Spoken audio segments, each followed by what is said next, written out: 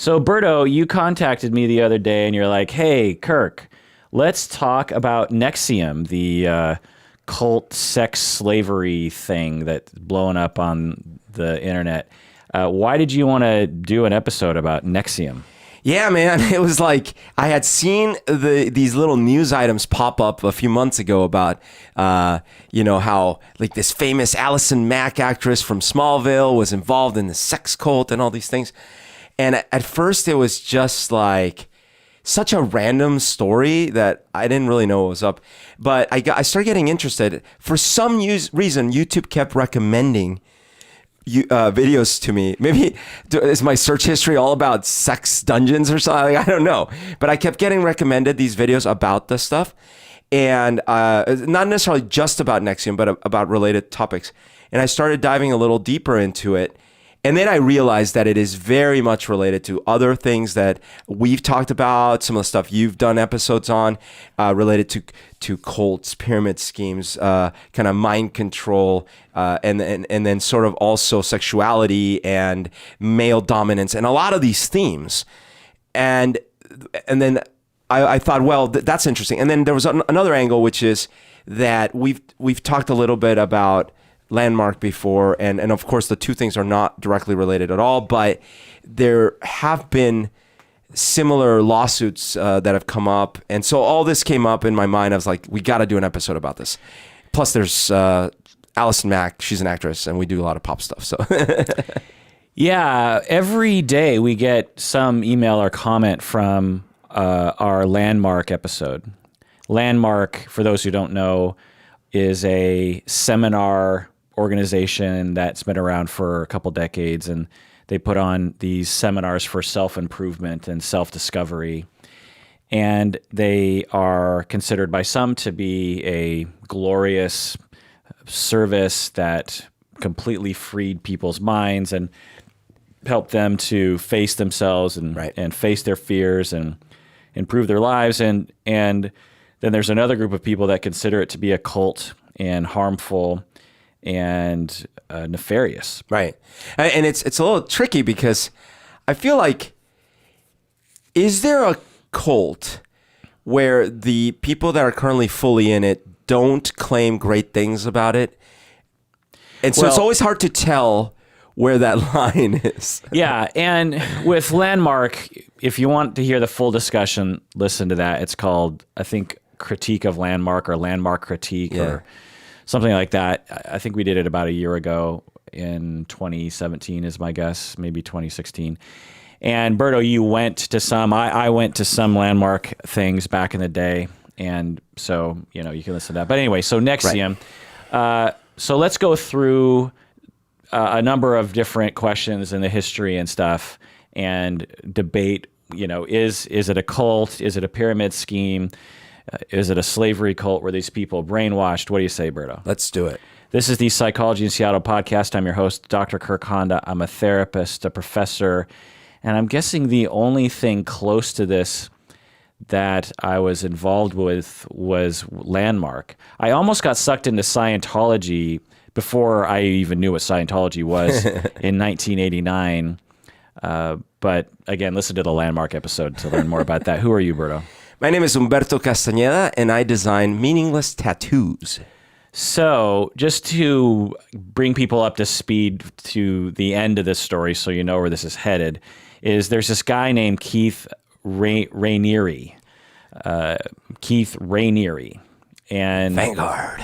And yeah, so he fashions him, he makes everyone call him Vanguard.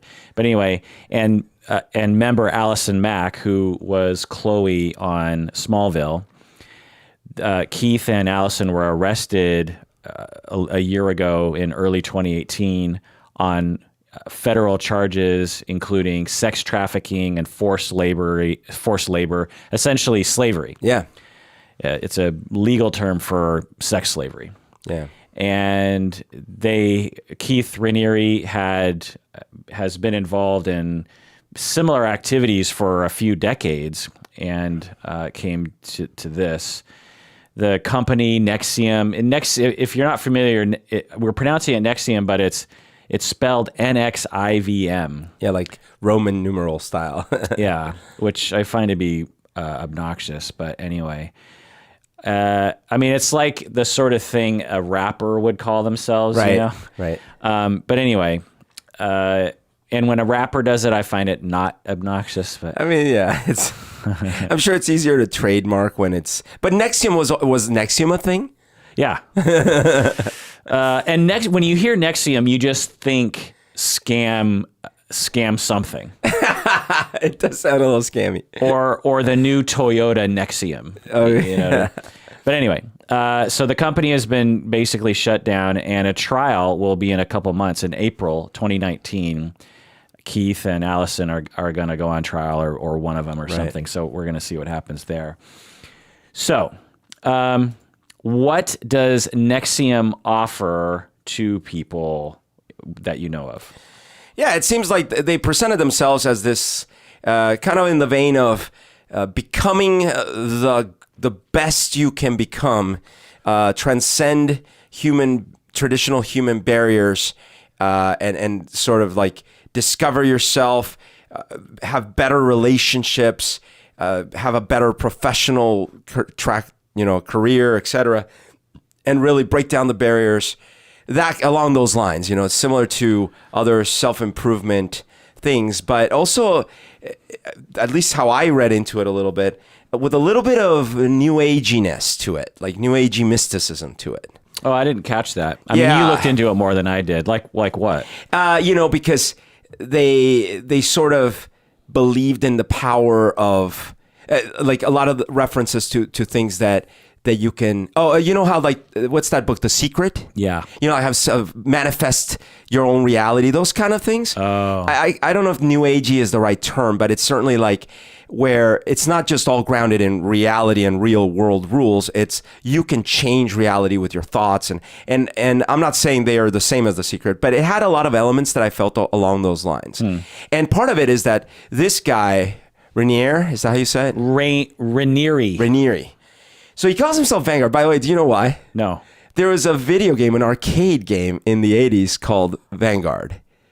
And that was his favorite game, I guess. Did you play that game? No, I didn't know it. I mean, I don't remember it. But he called himself after the name of that video game. but I guess he said because in the game you have to, like, by conquering, you become more powerful and you save you and your people or something like that. Oh. But anyways, the point is that he was reported to have like this ridiculously high. If you started a cult, what video game character would you name yourself after? Tron. He was reported to have like this ridiculously high IQ, like 270 or something. Yeah. And so from the get go, even before he did NXIVM or anything, just to put a fine point on that, he claims that he is among the top 3 tested IQs of all time. Now, by the way, does the IQ scale go to 270? No. I mean, it depends on what scale, we mean right? by it, because it's a statistical, it's more meaningful to talk about standard deviation, right? Sure. Like you have an average which is designated as 100. Right. But it's like Einstein's supposed to be like 160 or something. So this guy's like 100 points over Einstein. Well, once you get beyond even 145, the numbers get a little funny because the designation between a 160 and a one65 is kind of meaningless. You're in the top 99, very, very smart. 99.9 percentile. Right. And if you go up to I've never heard of anyone claiming that they had a test where they were 270. The test that we psychologists use, they tend to cap out at like 160 or 170. So in either case, I think this was part of the initial mystique, even way before NXIVM, and so I think what he was selling initially was like, well, yeah, I'm super smart, but you too can unlock this unlimited potential kind of thing, right. Yeah, so he's, as you're describing, there's a certain element of this that is really quite mundane, which is someone selling their services to improve people's lives, which is essentially what I do for a living. Right. I don't market it that way, but it's not that different, Yeah. Come to me, pay me money, and I will improve your life. I don't market myself that way, but that's the implication. Right. And so there's a lot of what he's doing is really quite mundane. It's just weird that so many of these organizations have so many problems. Like, I'm trying to think of one organization that markets themselves like this that doesn't have some kind of weird aspect to it. I mean, I would actually say Landmark is probably one of the ones that has the least amount of problems. That's a good point. Well, at least that we've heard publicly, right? Right. And the offenses that Landmark will do upon their people is like take their money or pressure the members to pressure other people to come. Right. And that's pretty low grade. Which, by the way, I would categorize it like an Amway thing. And in the sense that as far as I ever heard, Amway wasn't like, going after people and discrediting their name and all these things. I never heard stories like that, but it was really all like high pressure pyramid scheme, Right.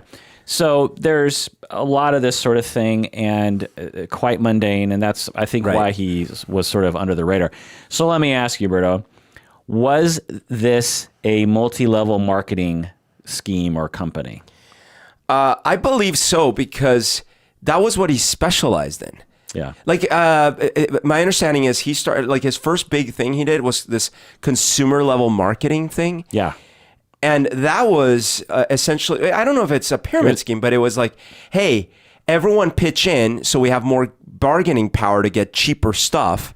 Right. But then it turned out it was fraud. Like, he got sued and all these things, right? Yeah, it was called Consumer Byline. That's what it was. His organization prior to NXIVM. Consumer Byline, that's right. Yeah, okay. Yeah. So do you know the definition of a multi-level marketing company? Not really. I don't. I mean, I know what I feel it is, but I don't know. Well, what do you feel it is? So to me, it's where there is a very highly concentrated but very small set of individuals at the top that reap pretty much the bulk of the benefits. And then they set up a structure where every member underneath is required to get more and more members underneath them. And each one of those members is supposed to contribute up. And it's sort of like the mob. It's set up a little bit like the mob. Like, everyone's expected to pay their tariff or their dues. So in the end, the people just a couple levels down really don't make that much out of the system. In fact, many times lose money out of the system. But the few at the top make ridiculous amounts of money. Yeah, I'm not an expert on this. And from the little bit that I read, what you're describing is a pyramid scheme, which is often very similar as a Venn diagram of multi-level marketing. So the stuff that I read was that multi-level marketing is the defining feature is that the members are encouraged to spend money on classes or products or something, and they are also encouraged to recruit others to the organization so that they can move up levels. I see. So this is, and as they move up levels, they get more prestige or money, or the upper levels are only, better classes are only available to upper level people. Right. So it's kind of like Scientology in that way. And like Amway is that way too, right? Amway is a multi-level marketing, but it's also classified as like a pyramid scheme. Right. So the definition of a pyramid scheme is that you are, it's basically fraud in that you trick everyone, particularly at the lower levels, as you were saying, into basically believing that they're guaranteed to have a return on investment. Yeah. And but everyone knows at the top, because they have stats on this sort of thing, because they keep track of it, because they have to in order to make the money. They have to keep track of every member and how much money they're making and how much money they're spending. And by definition, a pyramid scheme, everyone can't have a return on investment because what they're investing in is something that's false. It's a Ponzi scheme. The money just goes up the pyramid. And so the definition of a pyramid scheme is that, as you said, the people at the upper levels are rolling in money. Right. And then, like you said, just a couple levels down, like if you have 50 levels, the top 3 levels are making a shit ton of money. Maybe 4 to 10 are sort of breaking even, and then 11 through 50, you're losing money. You're the ones funding the top. Right. But you're sold a bill of goods, Right. or convinced, or false advertisement, so to speak, that you definitely are going to move up the ranks. But by definition, you can't, or there always has to be somebody at the bottom, right? Yeah, the whole structure is based on taxing the poor and giving to the rich. In other words, if you were just trying to sell the goods and make the money that way, and say, imagine you and I start a company and we're going to sell empanadas, right? Delicious Colombian style empanadas. Actually, we should do this. Well, we probably do some math and we figure, okay, here's how much it costs to create 1,000 empanadas. Here's how much we can sell them for. What would be our company name? Le Empanadier? No, that's too complicated. Yum Yum? How about Amway Empanadas? Empaway. So no, but the point is, we figure out a way to hopefully start the business without immediately start losing money, right?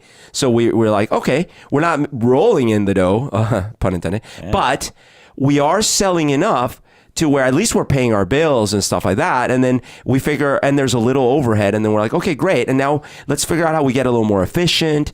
And then maybe if we hire one more employee, we can make a little more, like we do that. It's not the case with these things. It's not like they could be successful selling the initial product. They have to have, the real product is the people at the bottom contributing the money up. Right. And that's what I've experienced when people were trying to rope me into the Amway thing. It was like that thing you were saying, how you're sold this bill of goods because they show you all these riches you could accrue, and the fact you won't even have to work after a certain point. Like you do this, work hard for like a year in this thing, and you're basically set. Yeah, it's kind of weird that it's illegal, because it's legal. No, it's illegal. Oh, that it's illegal. Oh, yeah. I see what you're saying. Pyramid schemes have become illegal in the United States. But Amway is still a thing, right? Well, organizations that previously were pyramid schemes are allowed. Oh, okay. But an organization that is organized as a quote-unquote pyramid scheme according to the law, it's illegal. Okay. Which I find to be interesting, because they're not explicitly lying to you. They never, if they guarantee it, then there's one thing, but they don't usually guarantee, right? They're mostly saying like, there's this opportunity, if you work it right, then this is going to work for you, and you're very likely to have it work for you, right? It's probably similar to shark loans, or usury. How do you say it? Usury? I don't know. Like where I say, hey, listen, I'm going to give you a loan, and because I know you're desperate, I'm the only one who's going to give you that loan. And the catch is my interest rate is 30%, 40%, right? And you're like, well, I have no choice. They would be like 50% in a month. Right. But you're like, I have no choice, so I have to take it. So, someone could ask the question, it's like, I don't know, it's a consensual thing between adults. Why do you care? But it is abusive, right? It's like, I'm abusing your situation. Well, it's just interesting that in the land of the free and the land of capitalism, that there are certain things that, in my estimation, arbitrarily have been decided to be beyond a certain threshold, and the government has decided that it's illegal, because there's all sorts of practices that are going on in the United States. I was just listening to a podcast about how pharmacies there's this total racket between the pharmacy organization and like CVS, which is like a big pharmacy, and they own both the pharmacies and the middleman. And so any mom and pop pharmacy that comes along, the CVS conspires to get rid of them. Oh, wow. You know what I mean? And as a result, according to research, because some states they don't allow that, they force people to use private pharmacies. In the states like North Dakota, where they force people to use private pharmacies, healthcare is better, it's cheaper. Oh, wow. People live longer. There's less mistakes. Like there's these obvious benefits. Because everyone has this notion of like, if we switched, we got to get away from mom and pop. We got to go to the big corporations because they have higher scales. They can lower margins, lower prices, more variety, more choice, blah, blah, blah, more oversight or something. And the mom and pop, there's all these problems, but it's actually not true. Not true. And why do we allow that? Right. That's screwing over the customer. It's kind of fraud, and it's antitrust. So What other famous pyramid schemes are there besides Amway and NXIVM in let's history? see. Well, actually, did we talked about this before? Did Bernie Madoff count? No, that was a Ponzi scheme. Similar, very similar. Yeah, I mean, Okay. it's different because it's one person going to a bunch of people and saying, I will guarantee you a rate of return of 20%. Right. And this person's like, wow, I have $1 million to invest, and my friend is making 20% Right. and has actually received money back from him. Right. So, not? other places I'm going to get 5%. So boom, okay, here's $1 million. Well, then a year comes up and he has to pay this person $200,000. Yeah. So in order to pay that, he goes to 10 more people and says, I'm going to guarantee you 20%. Right. Give me $1 million and look and listen to these testimonials. Right. And then, they invest. So now he has, $12 million and he gives 200,000. A few people. And then but another year comes up and now he has to pay out $2 million in dividends.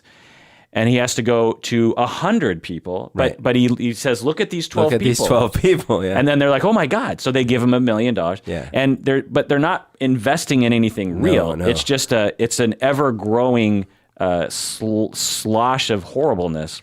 There's actually a movie with Jack Black, we've talked about this before on Netflix, about a real story of a guy who kind of seemingly inadvertently created a Ponzi scheme. Yeah. He was a polka singer, and he had this polka band, and he was, I think, a Polish immigrant, if I'm not mistaken, and to the United States, and he wanted to fund his polka band because the band members were like, we can't play live anymore because we have to do our jobs and we have to travel, and so he's like, okay, I'll find investors, and so it was a slippery slope, so you can kind of see how robbing Peter to pay Paul. Right, and then it all came falling apart. Other famous pyramid schemes, Herbalife. Oh, okay. You've heard of Herbalife, right?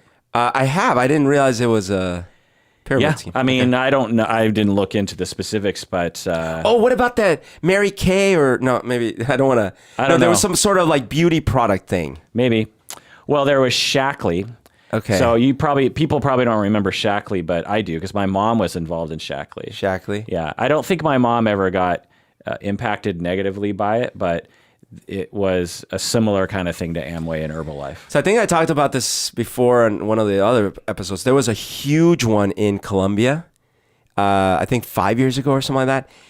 It was so blatantly wrong. I remember I was visiting at the time, and one of my relatives is like, we drove by this huge banner, and the banner said something like, get free furniture or something like that. And I was like, oh, what's that about? It's like, oh, you don't know? And it was this famous thing. Everyone knew about it. And I'm like, what's the deal? Oh, yeah, it's really weird. They're like, it's really weird, but you go to this place and you basically, you can get stuff for free. And I'm like, what do you mean you can get stuff for free? Yeah, like TVs, furniture, you just get stuff for free. And I'm like, I'm sure there's a catch, right? Well, and essentially it was a huge a pyramid scheme / the Ponzi scheme where first of all, it's definitely mob run, like it was run by the mob. And it was a thing where they would have some people put some money. You would put some money down, and essentially that entitled you to get like 10x back, kind of like the Bernie Madoff thing, and you would get all these prizes. You could get a free TV, a free couch, all these kinds of things. And like you said, there were people talking about how it happened to them. So one relative tells the other, dude, I got first of all, I quadrupled my money, and I got a free TV. It's crazy. Same thing, of course. Just a few examples, and then everyone floods in. The whole thing collapsed. There was a huge scandal, and unfortunately, I don't even know if anyone paid the Pied Piper because it was like some shady mob characters were running it. So I don't even.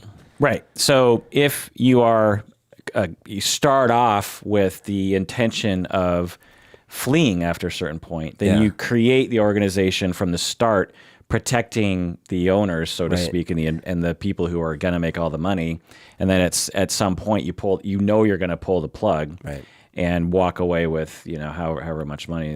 And sadly, it had people mortgaging houses, selling things, selling cars, putting all their savings into the thing. Yeah. And the other thing that I think this is poignant to is that that's not a real phrase, but is that when you are suffering financially, this preys on poor people essentially. Totally. You go to a rich person and you sell them the Amway pitch, they're not going to buy it. One, because they don't need it, and two, because they're already making money and they're already doing things, and they look at this and they're like, well, it sounds too good to be true, and maybe it is.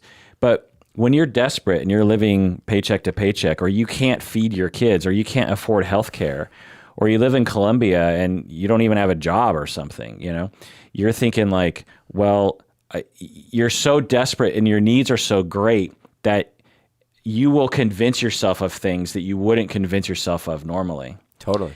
And because of the power of the brain, you will, with even though there's lots of evidence pointing in the direction of there are red flags here, you're going to ignore that because you need this to be true. It's the same way with the lottery. Yeah. Most rich people above a certain level of income, traditionally don't buy lottery tickets. Right. Why is that? It's because people at the lower end are so desperate and they're sold also a bill of goods regarding capitalism and materialism that unless they have, a nice car and a nice home and all these things, then they're basically worthless, and they literally don't get respect from society without those things. Right. Then you are forced into a situation where you're like, well, I need some way to get my self-worth. I need some way to get respect. I need some way to get security. And then this marketing pitch comes along and says like, buy a lotto ticket and you'll be a billionaire or whatever. And even though people who are poor are just as smart as people who are rich, even though people who are poor know just as much about statistics, are just as likely to know about probability as people at the upper end, they buy a lot more tickets because why? Because they believe because they need to believe. Right. And the fact is lotto tickets, you're essentially just giving money to the government. There's the chances of winning the lottery are essentially zero. It's what is it like 70 million to 1 or something that you'll win one of those things, or maybe even higher than that. And so there's lots of effects. And so when a pyramid scheme comes along or something along those lines, it just preys on that phenomenon. And the real problem, I think, is society, in that we, one, have income disparity, meaning that we have extremely poor people who are really struggling in a society where lots of people are just rolling in money. Yeah. And then you create a culture that makes it so that if you're poor, you're basically nothing. You're basically not even human. And you create a system that it's very clear who's the winners and who are the losers. All you got to do is the way people talk will indicate who's a winner and who's a loser. And you just pound this into people's heads over and over and over again, and then it creates these opportunities. If we had a different society, then we wouldn't be vulnerable to this silliness. Totally. Well, and people that are well-to-do, especially if they've been well-to-do all their lives, or recently there was this comment from one of the politicians about the government workers that are not making money. And it was unbelievably disconnected. They were saying, well, why are they going to like soup kitchens? Do they not know they can just go get a loan against their future earnings? Yeah. It's like, oh my God, man. Like, what are you talking about? Like, you don't understand. And also like sort of the disbelief is like, it's just 2 paychecks. What's the big deal? Yeah. You're telling me that 2 paychecks is all it takes for you to have financial... Yes, that's literally what's true. Yeah, I find that even liberals will have extremely uninformed, really hateful attitudes towards like the tent people in Seattle. Right. Seattle, and other towns as well, will have tent cities. Yeah. Essentially, the government or various organizations like churches or something will get together and say, like, instead of just having people live wherever they can find a spot to live, why don't we create these little tent organizations, and we'll provide a little bit of security, and maybe it'll concentrate, resources like soup kitchens and clean socks and medical care. And we can actually help people to get out of that, help people to go up to the next level of functionality, right? And you solve a certain problem of communities where instead of having, like I had a homeless guy in my old house. You remember the house I live in Lake City? Yes. I had this big tree in the front of my yard that had these beautiful sweeping cedar branches that were sweeping on the ground. Okay. And it was a huge tree, and it was rare in that the branches on the ground were still on the ground. You know what I'm saying? Usually, I'm trying to remember it, but I don't quite picture it. Where you parked the cars, it would have been like right next to the car. And I'll just tell the story. My neighbor who lived on my tree was right up against a fence, and then on the other side of the fence was my neighbor's house. And they had a refrigerator in their backyard, like just on the porch. It was just a fridge sitting there. And they were noticing, they didn't talk with me about this, this was all told to me later, that someone was stealing stuff out of their fridge. And they were, trying to figure it out. And then finally they was like, is someone like sleeping in the woods? And there's not woods, there's just like a couple smattering of little bushes of, bunches of trees.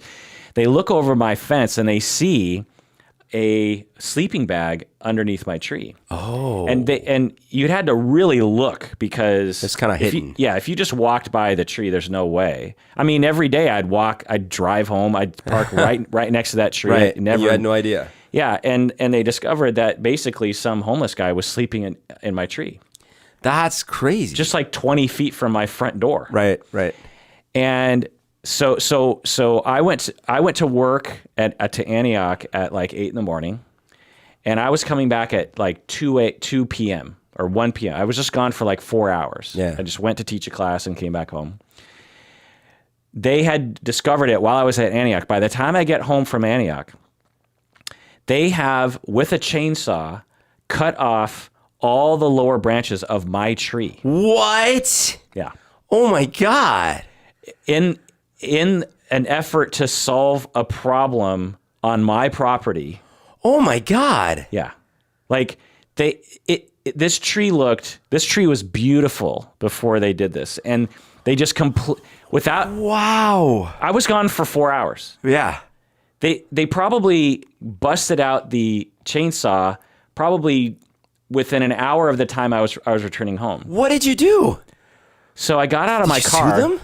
So I got out of my car and I'm looking at them because they're kind of still doing it. Yeah. And I'm like, what's going on? And they explained the whole thing to me. And then it occurs to me, like, in my head, I'm running through a scenario in my head. I'm like saying these words like, why didn't they wait for me? Right. And this is my yard. And of course I'd be concerned about this.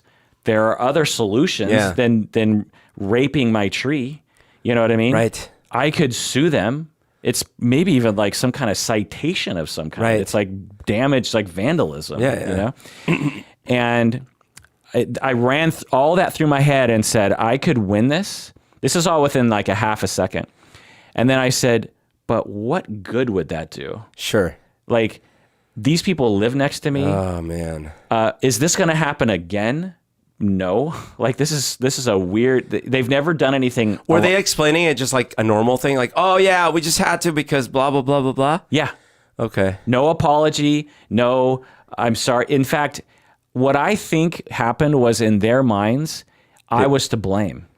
Oh. Like, to them, they were like, we'll show him for what he, for not paying more attention or having a tree having a tree that's essentially like an attractive nuisance to someone doing this. Like, I think they actually felt they were not only justified, but actually like they were punishing the wicked, Like, I was a wicked person for having a tree that was too easy to hide in.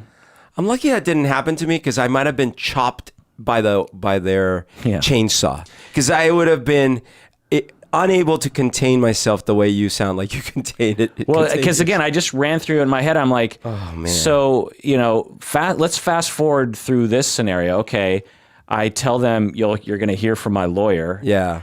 And then every time I see them, there's something. And there's this thing. And I'm probably not going to win because it's probably not that big of a deal to criminal justice or a judge. I've gone to judge. The other thing, I've sued people. I sued one person before. I was sitting in my car and just in a parking lot, and he ran into me. Oh, you've told me about them. I didn't know you sued, but you told me that happened. Yeah, he ran into me and ripped my bumper off of my Honda Civic. Wow. And he promised he would pay because obviously it's his fault. I'm sitting in a parking lot. He like for a half an hour just sitting in my car talking to someone, and all of a sudden, boom, So he says, "Oh my God, I'm so sorry. I'll pay for it." And I'm like, "Yeah." So he gives me information. I don't call the cops. Fast forward a year, he says, "I'm not paying for it." Wow. And then so I took him to small claims court. We go to court a year after that, because it takes that long, right? And then he. In court, long story short, I demonstrate that, and it was kind of down to the wire. Like the judge almost threw the case out. What? Because the other guy was claiming that I had pulled into the parking spot kind of at an angle. You know what I mean?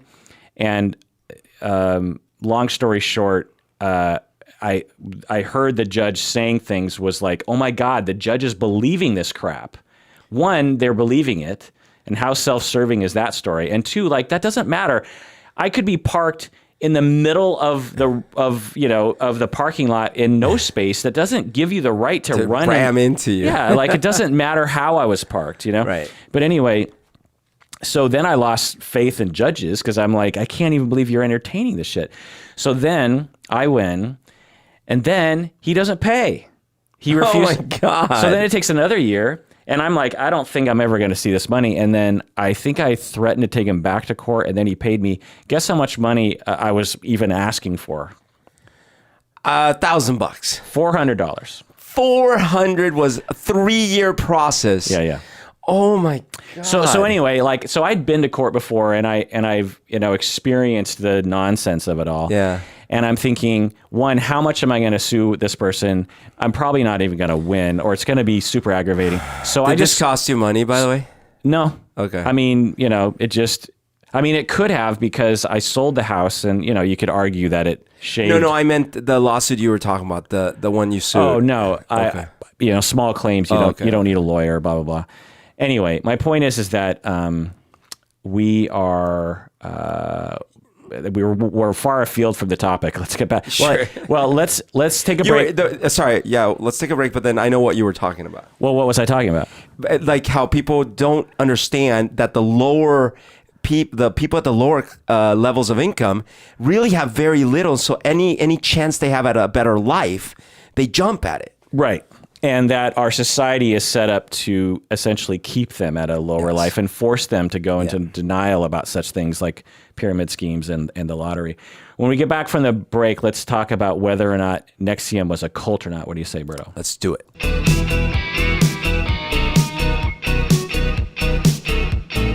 Okay, we're back from the break. If we were to divine or design a pyramid scheme regarding how to make people become patrons, how would we design that? Well, basically, obviously, the first few people, you get to meet us and then plan episodes with us and go on a secret vacation to an undisclosed location. And there we will tell you the true secret behind not only our podcast, but, less said the better, but you'll find out. And then you will be entitled by participating in asking 10 or more of your friends. And all they have to do is a small upfront donation of, $10 to $100, unless they're feeling like they really want to learn more secrets. And then they will be entitled in turn to ask 10 or 100 or 1,000 of their friends, and so forth. Wow. That could work. All right. So was it a cult, Berto? What do you think?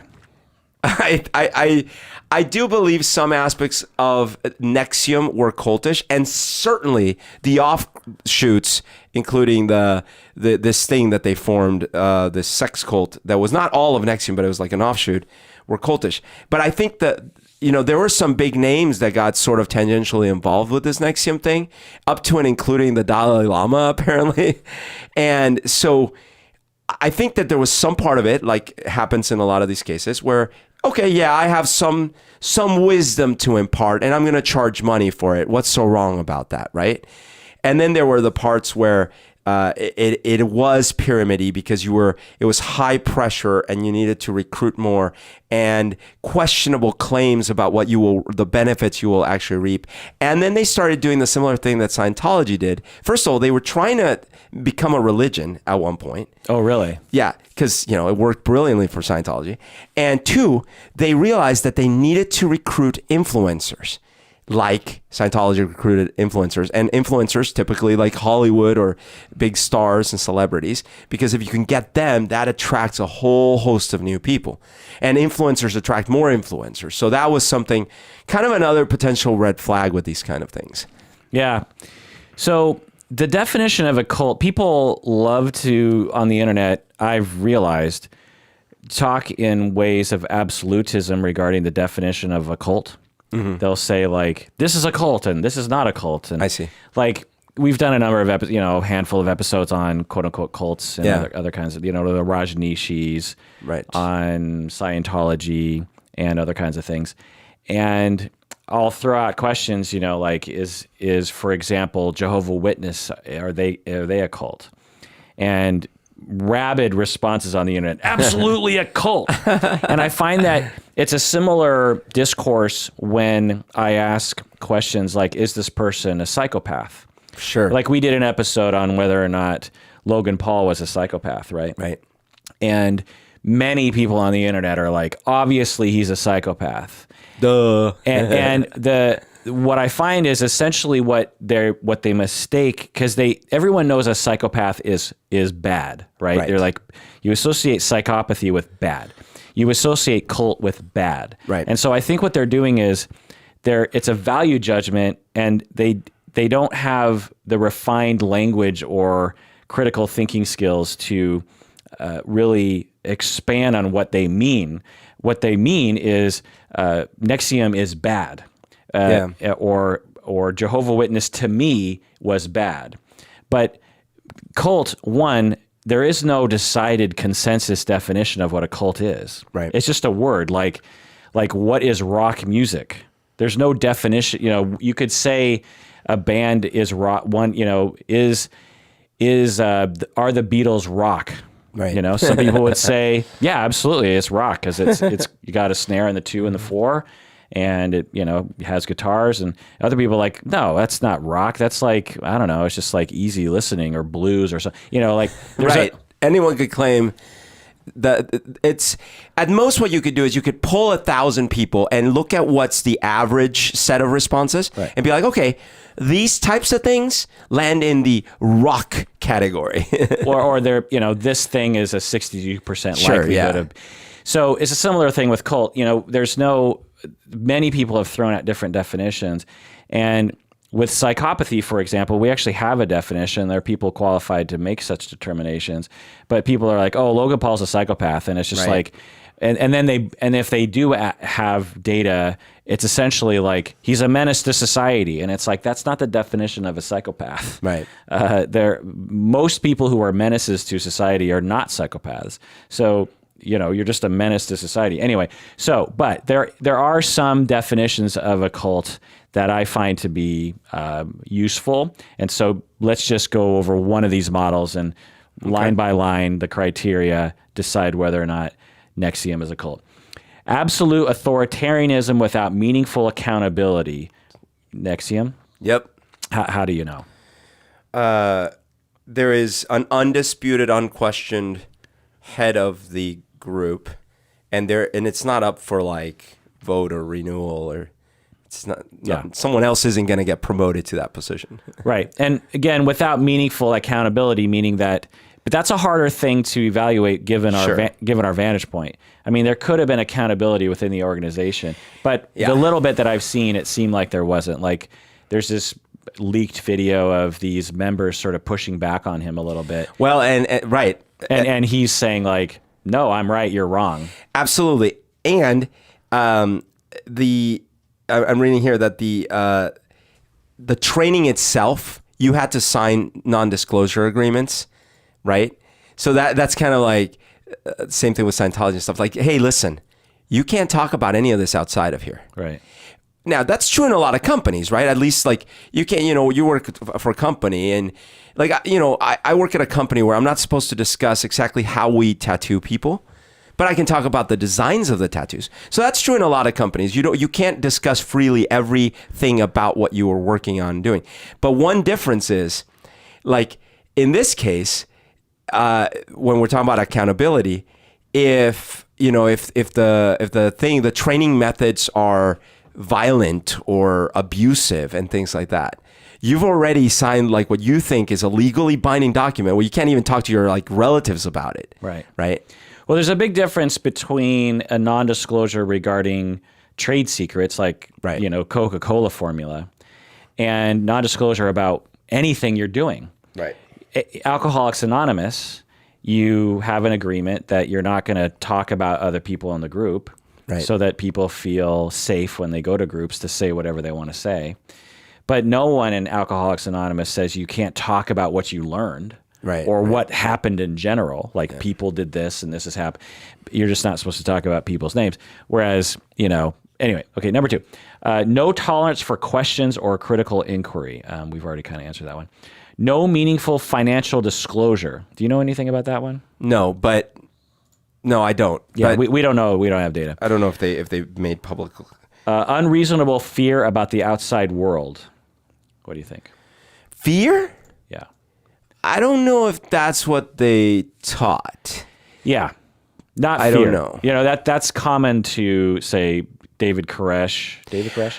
Well, Scientology has fear of psychology. Right. So that's essentially like an alternative to what their model is providing. So, yeah. Well, and actually they do kind of do this, in Scientology, they do the thing where like, hey, anyone telling you otherwise is a repressive or whatever they call it. And like, oh, don't talk to those people. You got to not talk to your family. You got to so in that sense. And so I don't know how much of that was true about NXIVM. Right. Doesn't seem like it, because they seem to be kind of in the world, Sure. But who knows? Rajneeshis were very much like this. Like when they went to Central Oregon, they were in a massive, violent, deadly conflict with locals. And that's a very good way, if you do it right, to create extreme cohesion and obedience within your small cult. Because there's the rest of the world is your enemy and is aggressive against you. Right. And you sort of forced to depend on each other. So it's a very effective cult tactic. Here's another one. There's no legitimate reason to leave, and former followers are always wrong for leaving. Is that true about NXIVM? I believe it is, yeah. Yeah, having listened to interviews of former members, they will say that I mean, not horrible like in, say, the Koresh cult or I don't know, Manson cult, but it was narrativized as, because people would leave, you could freely just drop out, but they were labeled as like, they don't really get it. They're missing out, all that kind of stuff. Former members often relate the same stories of abuse and reflect a similar pattern of grievances. Is this true about? Yeah, there were a lot of similar stories from ex-members. Right. So this is really the key. Like, you really have to rely on former members to tell you what's really happening. People who left and whether they liked it or not. I mean, there's a lot of interviews with people who didn't like NXIVM, and they will talk shit about it. But there's even people who have come forward and said, actually, I benefited from NXIVM. Sure. The classes helped me. I grew. I learned about myself. I learned a lot of good tips. I met a lot of good people. But there were some weird aspects to it, and I left. Yeah.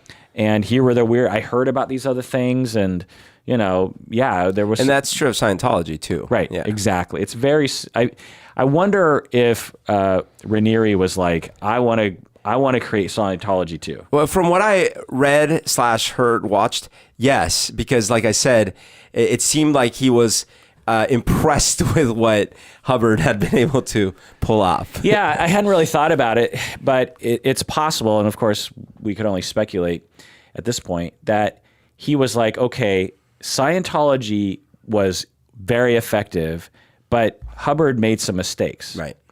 He had some wackadoo things about Xenu and energies that can't really be substantiated by empirical science.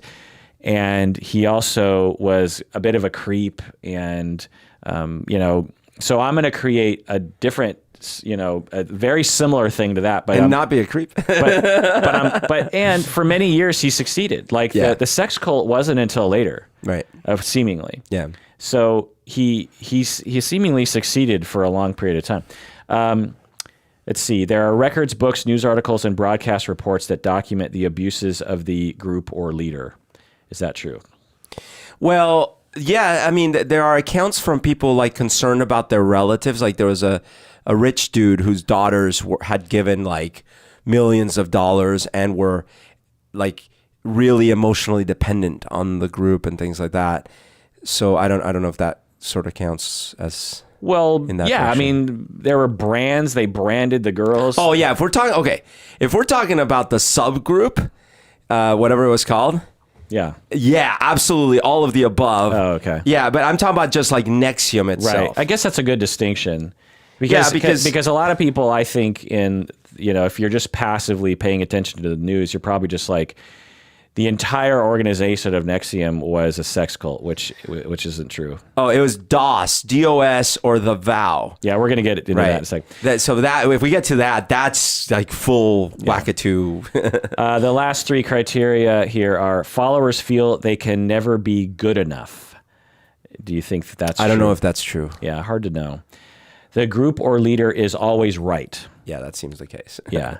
The group or leader is the exclusive means of knowing truth or receiving validation. Yes. Yeah. So it seems that there are some strong indications of cult according to this model, which I think is a good model, but also some not so much. NXIVM definitely had cult qualities, but when you look at something like the Manson family or the Koresh cult or the Branch Davidians or Jonestown, these people had all the qualities in spades. Yeah, like a little more on the extreme side.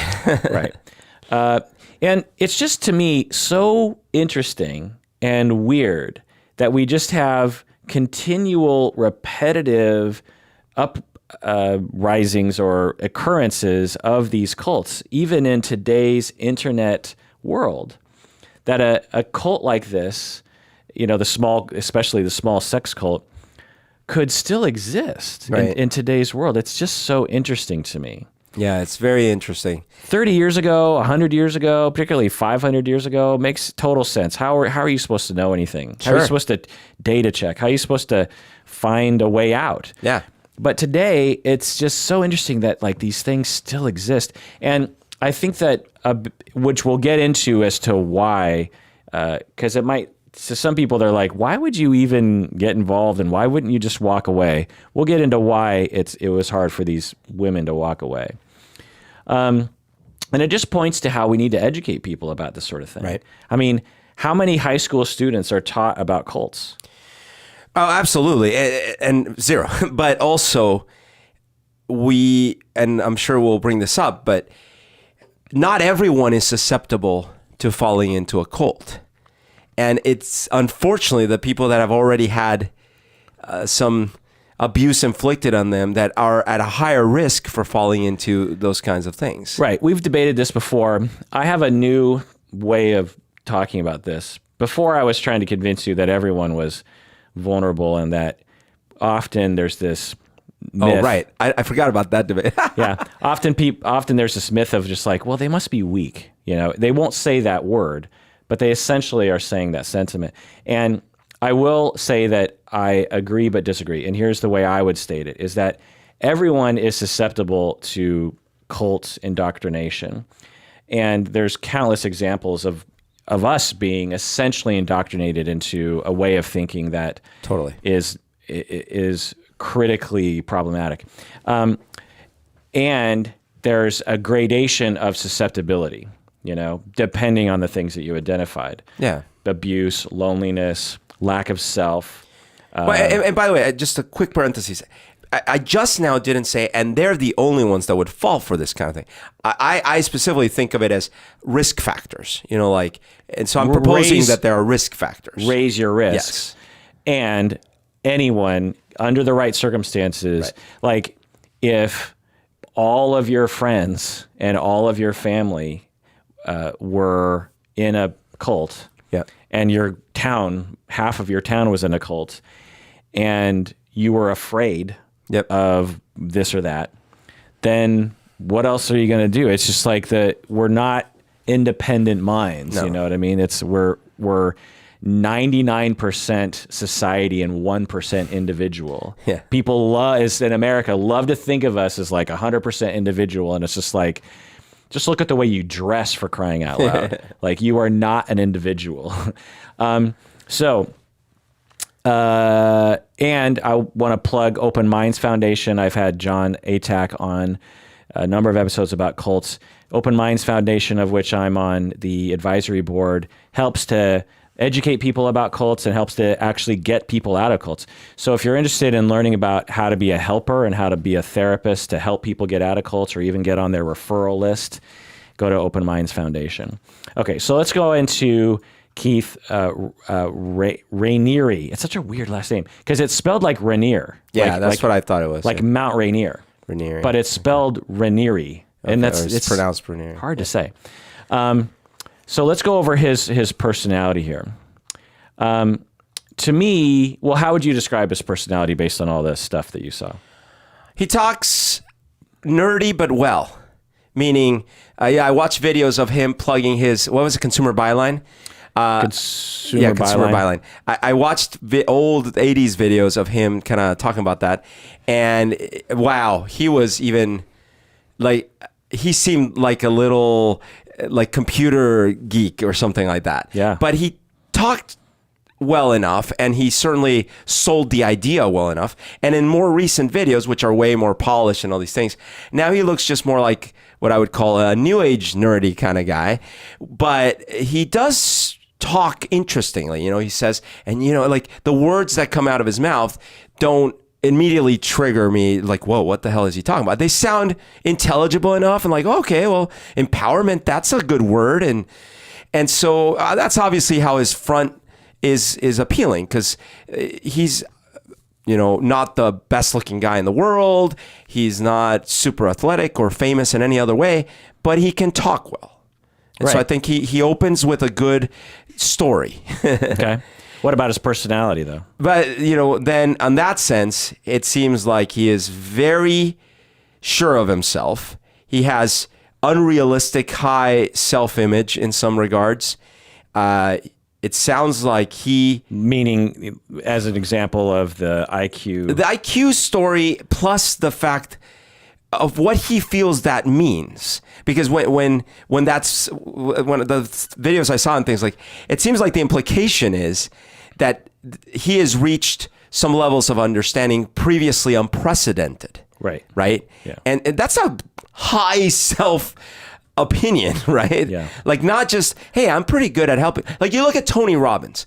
You don't hear Tony Robbins like, hey, I'm the first man in history to have broken the code of life, right? He'll say things like, I discovered that I'm pretty good at grabbing someone that's down on their luck and helping them see a different way, or whatever, right? And yes, he'll charge you a lot of money, but he's transparent about like the type of thing he's trying to do.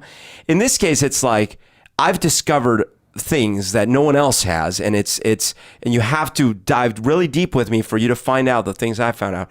And so that takes a whole other level of self-belief. Yeah. And so very similar to L. Ron Hubbard. Exactly. Yeah. So I think he's either self-deluded or at least just able to convince himself and others of these grandiose stories. Right. So that's the key, is was he a very good marketer and knowingly adopted a grandiose, unrealistic position to make money and to influence other people, or did he actually believe it? Right. And this is the question that I want everyone to really have in their mind when they're looking at people on the internet or famous people like Donald Trump or like Logan Paul, is that you can't know the answer to that question unless that individual willingly participates in an assessment ongoing with someone who knows how to distinguish those two things. Right. Because it's possible that Raniere was just very shrewd at knowing, like, well, I don't really believe I have all the answers, but if I act like I have all the answers, then I'm going to make more money. Yeah. And when you create a capitalist system and a culture that values making money and having prestige and, blah, blah, blah, having nice cars and planes and everything, then people are going to find all sorts of weird ways to make it up their ladder, and they're going to use the strengths that they have. And it could be a mix, like in the movie The Smartest Guys in the Room, the Enron story. Yeah. It's clear, like, here's people that had who actually also were involved with Keith Raniere. Oh, yeah, I read that. That's a crazy connection, actually. The CEO of Enron was one of his customers. Oh, wow. Maybe there's that's a signal there. But I mean, the thing I was getting at is, here's a group of people that have a high self-esteem or high self-image, and they believe they are the smartest guys in the room, kind of thing. But then they start acting that way, and then they start having success. And so then that makes them actually kind of validates their theory. So whether or not initially it was like bravado, all of a sudden it's like, oh, I guess I am the smartest guy. And look at all this money I'm making. Right. And then it could just snowball from there. Totally. So therefore, these cult leaders that start actually having hundreds, thousands of people telling them, you are the savior of humanity. Yeah. Well, maybe I am the savior of humanity. Right. Yeah, exactly. So, which again is another tick in the evidence on the column that we are social beings and not individuals as much as we think we are. You can create narcissism in people by their circumstances. Yeah. So the traits that I find that Keith Raniere had was like thousands of other people that we have seen in popular media or in other kinds of positions. He has the following traits. Number one, he has charisma. Yeah. And this is all in the narcissistic psychopathy spectrum area. Yeah. What I would call low-grade, quote-unquote, functional narcissism and psychopathy. Yeah. You and I are on that spectrum. Right. As we've talked about before. In order to feel like you have enough interesting things to say to create a podcast, you have to be on that spectrum, at least at the 5% level. You also have to be a little bit psychopathic in that you're willing to break society rules and you're willing to maybe incur disapproval from other people, Right. And live outside the sort of normal lines of life that most people feel like they want to conform to. So Keith Raniere is definitely on this spectrum in terms of my conceptualization. He has charisma. He knows how to create buzz around him. He knows how to make others feel as though they're benefiting from his guidance. Right. He knows, how to quote unquote manipulate other people. And I use manipulate in the not judgmental term in terms of like, he's just very good at knowing like what makes people tick and knowing in order to create a group like this, prior to the sex cult thing, you just have to know how to push people's buttons, you know? So as he's talking to people and he's providing guidance, he's realizing like, ooh, when I do this or when I say this, people really respond to that and they want more of it. Yeah. And so he was, he's just really good as that. And, as I was saying, most people who are on the spectrum like this, who are lower on the spectrum, they don't do any harm. Like I said, podcasters are like this in general. They could be salespeople. They could be politicians. Every politician is also on this spectrum. There's no way you could be a politician without a dash of narcissism and a dash of psychopathy. It's just not possible. Community organizers, professors. Take it from me. I've worked with lots of professors. They're all on the spectrum. They love to talk. They love to listen to themselves talk. They think their ideas are great, and that's what you want in a professor. You don't want a professor who's like insecure about. Don't take it from me. Yeah, I don't know anything. In fact, those professors who actually are like that quickly end up being fired or drop out or get burnt out because, one, students don't respond to them very well. Two, they come across incompetent. And three, they can't really put up with the BS of being a professor because they don't really care about coming across as smart to other people. Yeah. There's a reason why people on the narcissistic psychopathic spectrum are attracted to podcasting or teaching is because you get a spout about bullshit like I'm doing right now. So, but given what we found later about Keith Raniere, God, it's so hard to say his name. There's something different about his personality that is beyond the regular low grade spectrum. He has. But it's hard to know what that was. Right. It could be sadism. There's an actual, we don't have it in the DSM anymore, but it exists in reality. Just because it's not the DSM doesn't mean it doesn't exist, which is sadistic personality disorder. Where he like gets off on others' pain. Right. He branded people. Why the hell would you do that? He had, I mean, this is now we're starting to get into a little nitty gritty here. He had a set of women that were blackmailed and coerced to begin with, now them themselves holding down other women to brand with a hot iron. Right. Right. So you and I, no matter how hard up we were for that kind of attention, are not capable of doing that kind of thing. One, I mean, we're capable of doing it, I guess, if we were sort of forced into it somehow, but have no desire. I don't have any desire to do that kind of thing. Like it would hurt my feelings to watch other people going through pain. Just do tattoos. Plus, I would not want to have a gaggle of people around me who I was suspicious that they secretly hated me.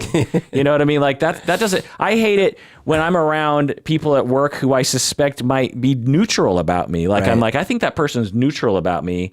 That's making me uneasy. I gotta get them to like me. So I can't imagine having like a whole sex slavery cult where there's a good possibility they all hate me. You know? Yeah. That's a particular kind of personality where you get off. Unbelievable. You actually, essentially the way to look at it is, one, you have enough psychopathy where you don't really care about other people's feelings. And you have a pretty good amount of sadism in that because he's smart enough, you know, he is a 270 IQ. He's smart enough to know if this gets out, he's going to jail. Right. He's not a dumbass. But why would you risk that? In the world of the internet and he actually, you know, why would you risk that unless there was some massive rocks he was getting off? Well, because to be clear, why would you risk that when you have a shit ton of money already? So meaning, and what does shit ton of money buy you? Well, a ton of stuff. Right. And including, do you want to get prostitutes? Fine. Do you want to just get really hot women that love you because you're amazing, because you have this NXIVM thing, or because you have money, or all of the above? Right. You can. Right. That's always the kicker. It's like, if you already have money and power and women, why would you do this? Right. You know, when we were talking about Bill Cosby. Right. Very similar thing. At the height of his powers in the late 60s, early 70s, he was a hot, you know, rich, famous, connected, respected, you know, successful, beloved human being in our country. He could have, and probably did, have sex with whoever he wanted to consensually. Women, I have no doubt, were throwing themselves at him back then. And yet, even back then, you know, before he was older, like he was in his 20s and in the 60s when free love and sex was like a thing, rampant. He was drugging women and making them unconscious and raping them. Right, which pointed, as we talked that time, that the desire must have been not just about the end goal. Right, which people confuse. They're like, oh, this is about having sex. And it's like, no, it's about sadism and control and As scary as it is, there are people out there who have, you know, a wire crossed or a complex that creates a tremendous amount of pressure and even compulsion to overpower people in a certain way. And in order for it to be authentic to them, the person has to authentically be against it. Yeah. You know, you can't just role play that. Yep. The person actually has to feel pain and be scared and be controlled. And there are people who get off on that, and that's scary. It's very rare though. Right. That's why I want to point out that the vast majority of people on the narcissism psychopathy scale don't have this trait. Sure, right. And they don't do this. That's why we don't have millions of Ted Bundys running around. Or millions of Keith Ranieres. Yeah. By the way, in a very small example of potential roots of potential sadism. So I don't know if I've talked about this before, but when I was little, I was 5, I think. I was living in the East Coast, and we went at one of my friend's house. We went down to his basement because he had Star Wars toys there and stuff like that. And it was one of those old house basements where it's not finished, right? And you have these long, creepy stairs you got to go down. God, I don't know where this story is going, but I'm already scared. I mean, Right. you started out with sadism yourself. Yes. You're talking about age 5. You're talking about Star Wars toys. Down a creepy stairs into a basement on the East Coast. I'm envisioning like Amityville Horror. Exactly. Well, that's just it, dude. So one of these times, and I remember this so vividly. Think about how many memories you have at 5, right? Not that many. I remember so vividly. We're downstairs, and all of a sudden, the lights go off, and I think flicker and go off, and we hear this horrible, like screechy sound, and we see this flowing robes at the top of the stairs, and we are screaming. And it was his grandma scaring us. Now, we are 5, and this grandma is, for some reason, scaring us like to death. Yeah. So that left a huge impression. And you know what ended up happening? When I got a little older, I remember having this desire to scare my little cousin. And it was like, oh, I want to scare. But of course, I never talked about it consciously in my head about, because this happened to me. But now in retrospect, over the years, I've thought, I had this desire to inflict that same feeling on someone else. Yeah, I'm glad you bring this up. I don't think I've ever thought about this before because sadism really isn't my thing. And I don't know if I've ever treated anyone with sadism. I've certainly assessed them before. But the conceptualization that's sort of emerging in me right now, which is consistent with my other personality disorders, is that there's a spectrum, right? And that at lower ends of the spectrum, you're because all of us have done sadistic things.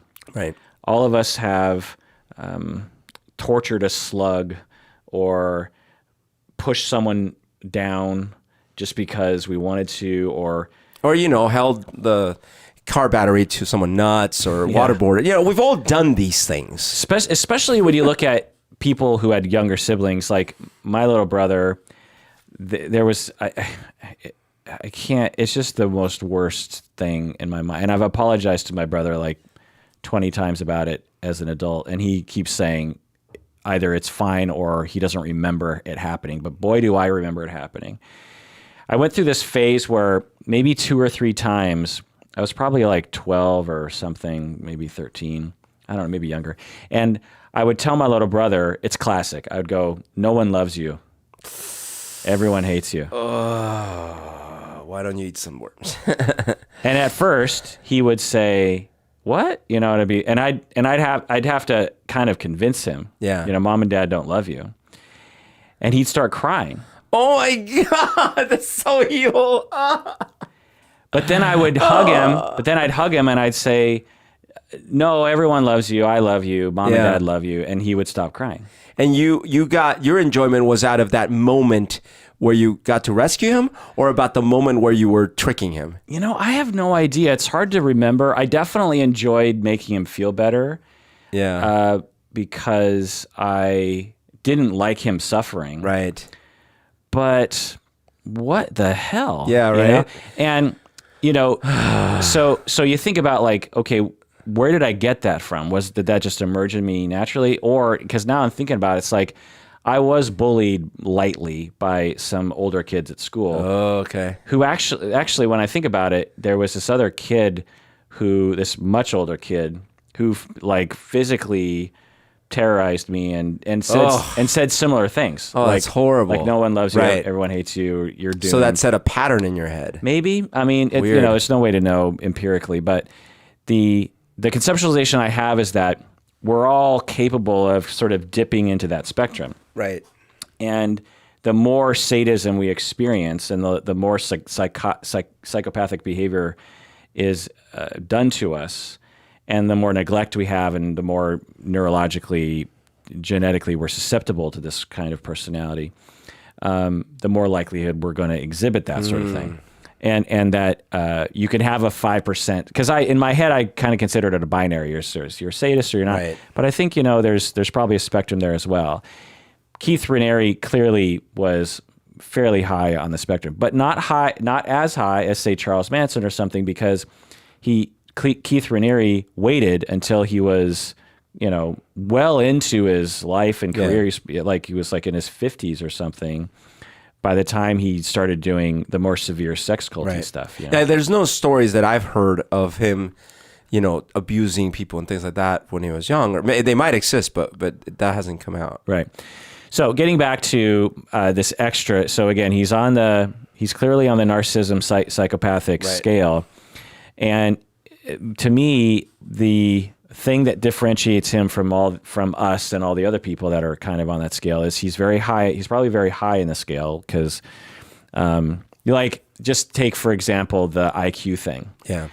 I don't know about you, but I have also. I'm cringing as I'm about to say this, bragged about my IQ at times. I see. And been very interested in knowing my IQ. I see. You know what I mean? And was very happy at the result and very braggy about the result. Right.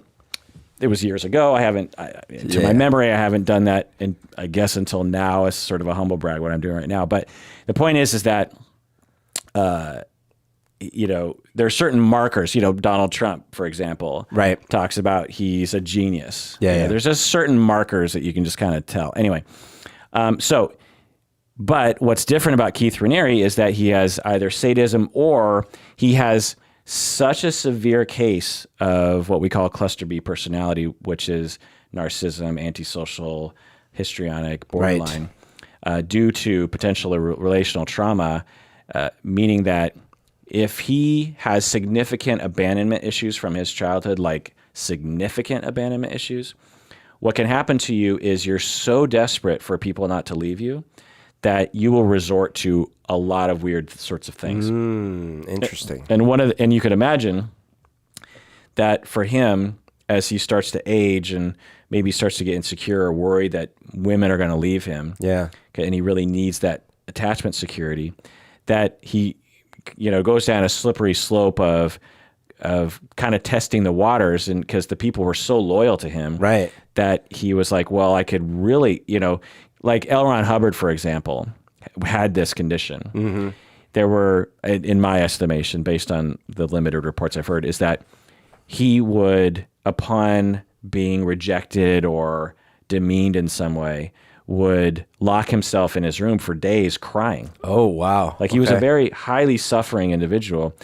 This is what happens when you have significant relational trauma and you're in the cluster B area. A little bit of rejection, even just false perceived rejection, will cause your ego to crumble, because just below that surface of grandiosity is a vast abyss of loneliness and horribleness. Whoa. The kind that you really only experience when you're like 1 or 2 or 3 years old. You've seen young children, when their ego plummets, they plummet hard.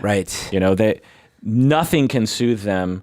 They're upset and irrational and flopping around. But it's handleable because they're 2 years old. They can't do much damage. And you can just, control them and say like, well, you're going to, you'll recover. And they do.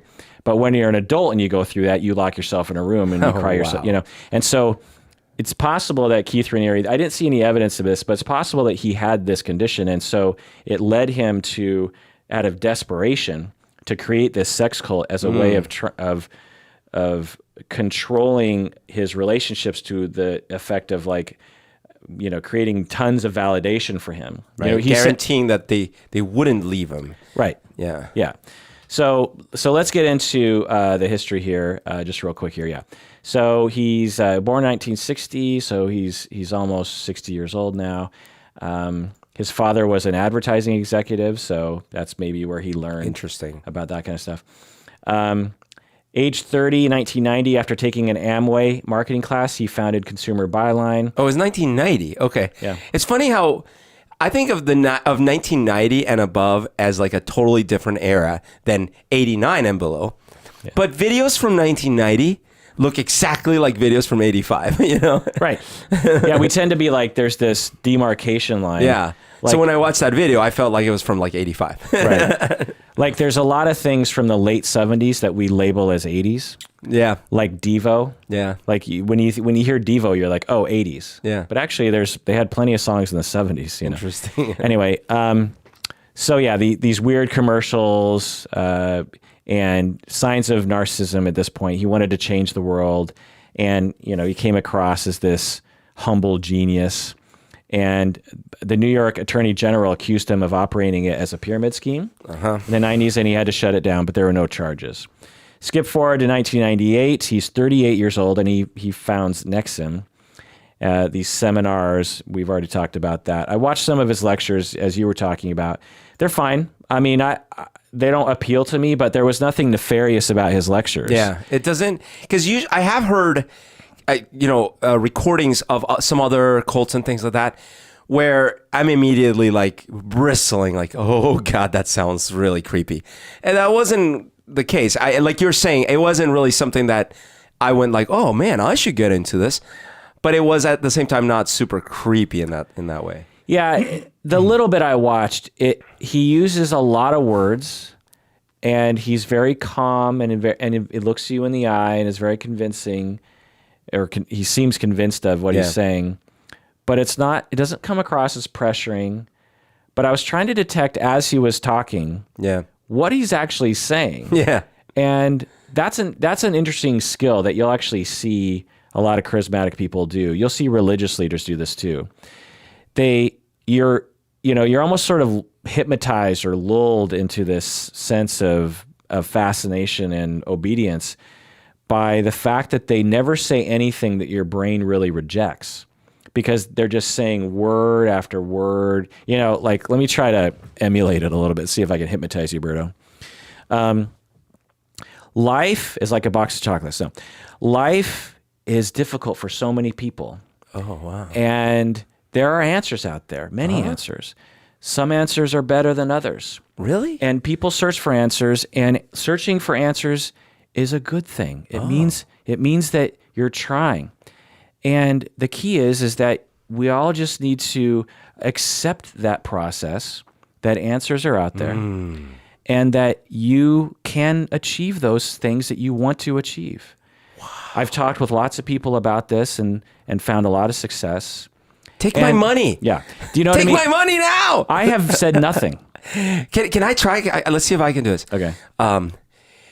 Life is so interesting. The final frontier. Yeah, it's the final frontier. And why don't you join my sex club? Is that too forward? It's too fast, too soon? Where do I sign? Yeah, so you heard, like, that was just off the top of my head. I said nothing. Right. I said nothing.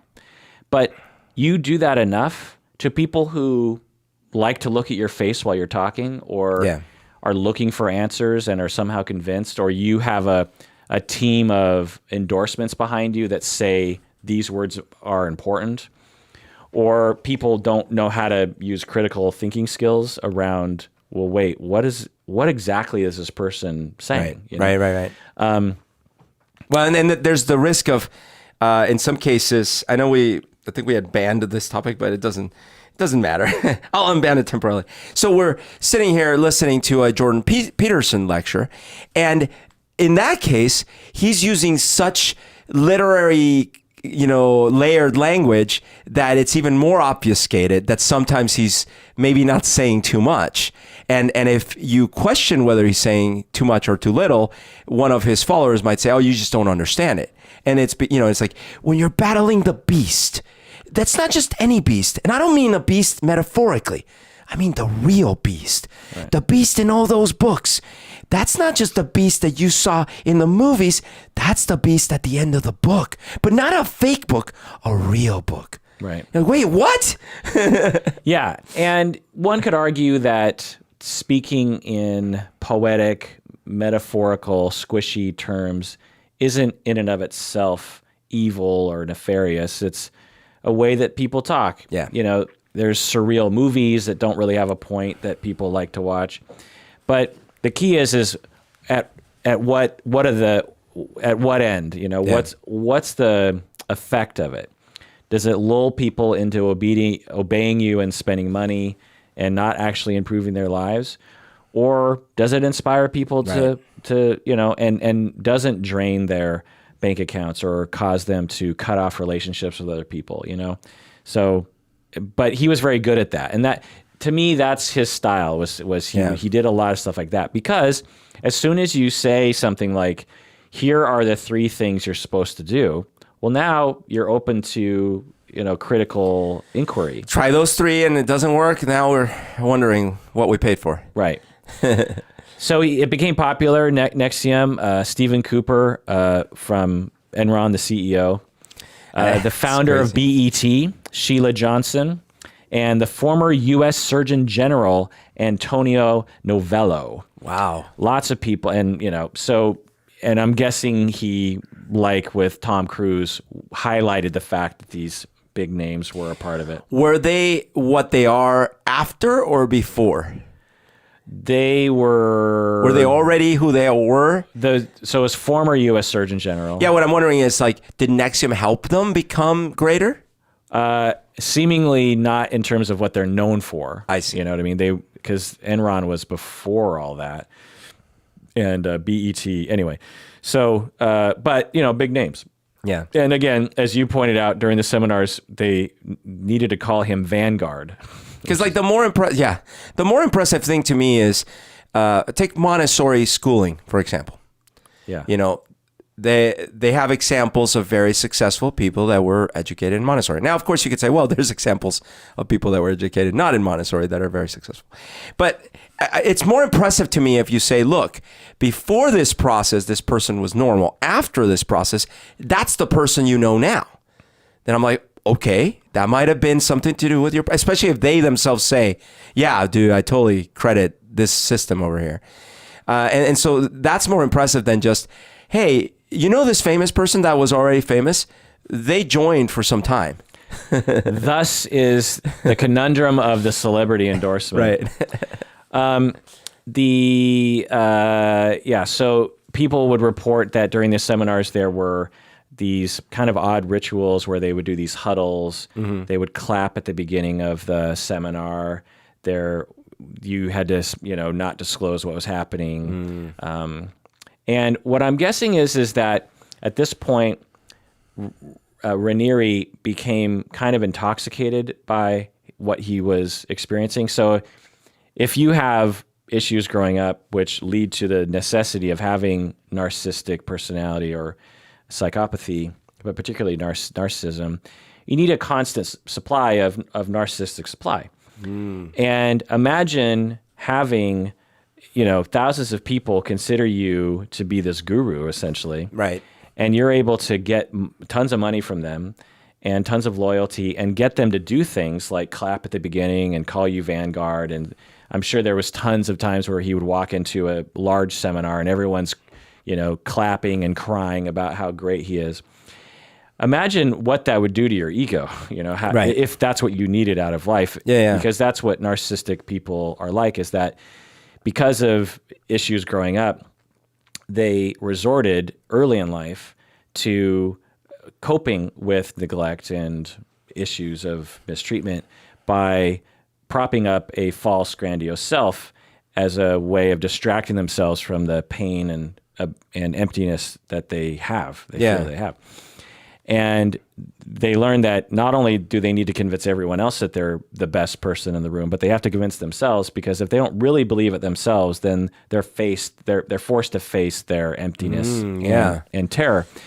And it's terror. It's horrible. Like I said about L. Ron Hubbard, when he was forced to face his true self, but when his narcissistic supply was challenged, he would lock himself in a room for a few days and cry out of sheer emotional and ego obliteration, which happens. And I've seen it. I don't experience that myself, but I've seen people go through this. I've been with clients and other people in my life who have had their narcissistic supply or their borderline supply challenged, and the bottom just falls out from underneath them. And so imagine you have those kinds of ups and downs, which I'm guessing Raniere had, but protected the public from knowing about such a thing, because you've become very good at protecting the public from knowing such a thing. And then all of a sudden you're getting more and more supply, more and more people. Well, it'd be very intoxicating because it helps his defense of the grandiose self to have all that supply. Yeah, totally. Which makes the stability of his personality so much stronger and greater at keeping at bay the acknowledgement of his emptiness and inner terror. And so I'm guessing this is what happens to a lot of people like this at the head of cults is eventually you get kind of acclimated. You know, like eventually it's like, okay, I've had 3 years of these seminars. I need more supply. Yeah, what's next? Yeah, because that's the thing about when you have the need for a distraction, once you become habituated to something, it no longer distracts you. Right. So you need to get a higher level or some new novel version of the distraction or the narcissistic supply. And so I think it was a slippery slope that led him to eventually having a sex cult. Right. Because for many years he was completely legit and was doing, there were some weird things, but there wasn't anything illegal and untoward seemingly, He was kind of a dick to people, and he claimed he was the smartest guy on the planet, and there were things that were odd about him, but there didn't seem to be any direct harm. But he wasn't being arrested for cult, for like sex slavery. So then fast forward to 2003, and some people started looking into him. There was a Forbes article, Vanity Fair. But didn't really put an end to it. Then actress Kristen Kruick became a member. She was Lana Lang on Smallville. And then she recruited Allison Mack to join, who Allison Mack played Chloe on Smallville. And Allison Mack got really into it to the point where she actually moved to Albany, New York, to be near the headquarters. So she wasn't just into NXIVM. She wanted to be like fully, that was her life. That became her life. Yeah. And Keith Raniere was so jazzed about this because this was not just someone who kind of liked it, like the Enron guy. This was someone who was into it. Yeah. And she was known publicly. Right. And she was, Smallville was a big show. Yeah. To the point where, do you know what my dog's name is? You don't know the name of my dog? Krypton? What's your dog's name? Chloe. Oh, okay. You didn't know the name of my dog? I guess I didn't. Wow. Chloe. Because I always say hi to her as like, hey, how's it going? But I never say hi, Chloe. She's never introduced herself? Is your dog named after Chloe? Yeah. Wait, so you were a big Smallville fan? No, I'll just say this. An extended family member, their favorite show was Smallville, and their favorite character was Chloe. Oh, okay. Because I was a very lightweight Smallville watcher. Like I watched a few seasons. I liked the first 5 episodes, and then I was like, oh, this is a soap opera. Yeah. That's kind of made for younger people. Yeah. So I watched 2 seasons, and then I lost interest. But I have to say, Chloe was never one of my favorite characters. Yeah. So my dog is named after Allison Mack's character on Smallville, which is interesting. So now this is surprising to a lot of people because they're like, well, she had it all. She was an actress. But again, as we have talked about many times, anyone is vulnerable to a cult. And just because you're famous doesn't mean you don't have a lack of self. In fact, you might have a greater chance of lacking a self because the lack of self might have led you to narcissism and a need to be a star, which led you to be famous. And not that every famous person has a lack of self, but anyway. So skipping through. Yeah. So then eventually 2015 was when DOS was formed. It stands for, they speculate that it stands for Dominus Obsequious sororium, which Yeah. is basically means like master over slave women. Yeah. Reportedly, there's a rotating group of 15 to 20 women. Maybe a total of like 50 women had been in the group, and they would target young women, young attractive women who were seemingly going through tough times. They told them that this is just so interesting to me. They told them, these girls, these young women, it was a secret society, secret sorority that was only women. Yep. And if you join our secret NXIVM sorority, there's camaraderie, there's mutual support. New doors open up for you. Right. It just seems like if you're being invited into such a thing, Totally. it just seems like, oh my God, sign me up. It's amazing, yeah. I mean, at the very least, it's like, well, I'll check it out. I mean, Allison Mack and like all these other famous people are in it. It's like, well, let's see, you know? So one example, in my tattoo company many years ago, there was, I didn't used to, and now I own it, but many years ago I was just an employee. And there was this system that they had in place called the bench. And the bench was not well known. In fact, when I joined the company, it was like, I didn't know about it. But then all of a sudden, a few years in, I started hearing, hey, there's this thing called the bench, and like, but it's like secret, and some people are invited into it, and it's like for high performers, and then you get all this extra training and stuff like that. And I was like, what? And then one day, my manager at the time told me that he had nominated me for this thing. Oh my God, I felt so cool. I'm like, oh, I'm invited into like this little secret society, right? Well, I went through the program. It was like a 2-year thing. And let me tell you, it was not very helpful, but I felt so special at first, right?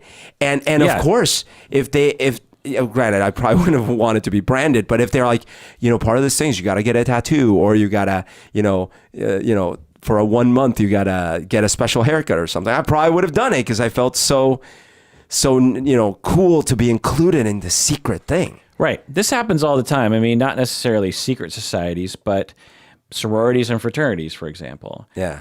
Being in a elite group at your work or something, being a partner, right? Being an associate, being a vice president. A very easy example for me to point to that just popped into my head are the frequent flyer clubs, the lounges. Oh, yes. In airports. And you walk by them, you're like, oh, I wish I was a member. Have you been in one of these? No. Oh my God. So a friend of mine is a frequent flyer, and I went in actually when we were going down to Cuba.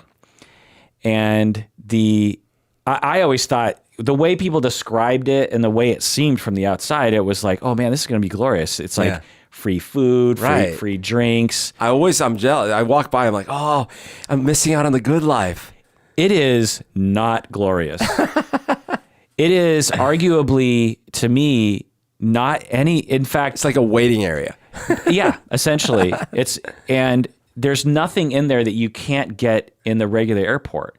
There are free things, but they're not good free things because, think about airlines. They don't have a ton of money to just throw around on stuff. They're working on very tight margins, very tight competition. They can't just be throwing tens of thousands of dollars away on like free food. Half of it will go bad because it's out. Totally. And so the food was actually like, there were like really small nature bars, and there was a place you could sit, but I was like, oh, and I'm guessing there are some clubs that are better, Sure. But the point is that I still went in and I still felt special. Right. And when I walked out of there, my chin was a little higher, and so, there's just lots of examples like that. And so you can imagine it being attractive. Now, there were many required, do you know all that? So we've talked about branding, but what else do you know of that these women were required to do? So my understanding is they got compromise on all of them, meaning, they would make sure to have compromising material that could be used against them later. If they spoke out or left. Right. And it was like naked photos, the branding ceremony, and other things too. And like they would be asked to self-disclose a lot of like secret stuff, and yeah. Right, exactly.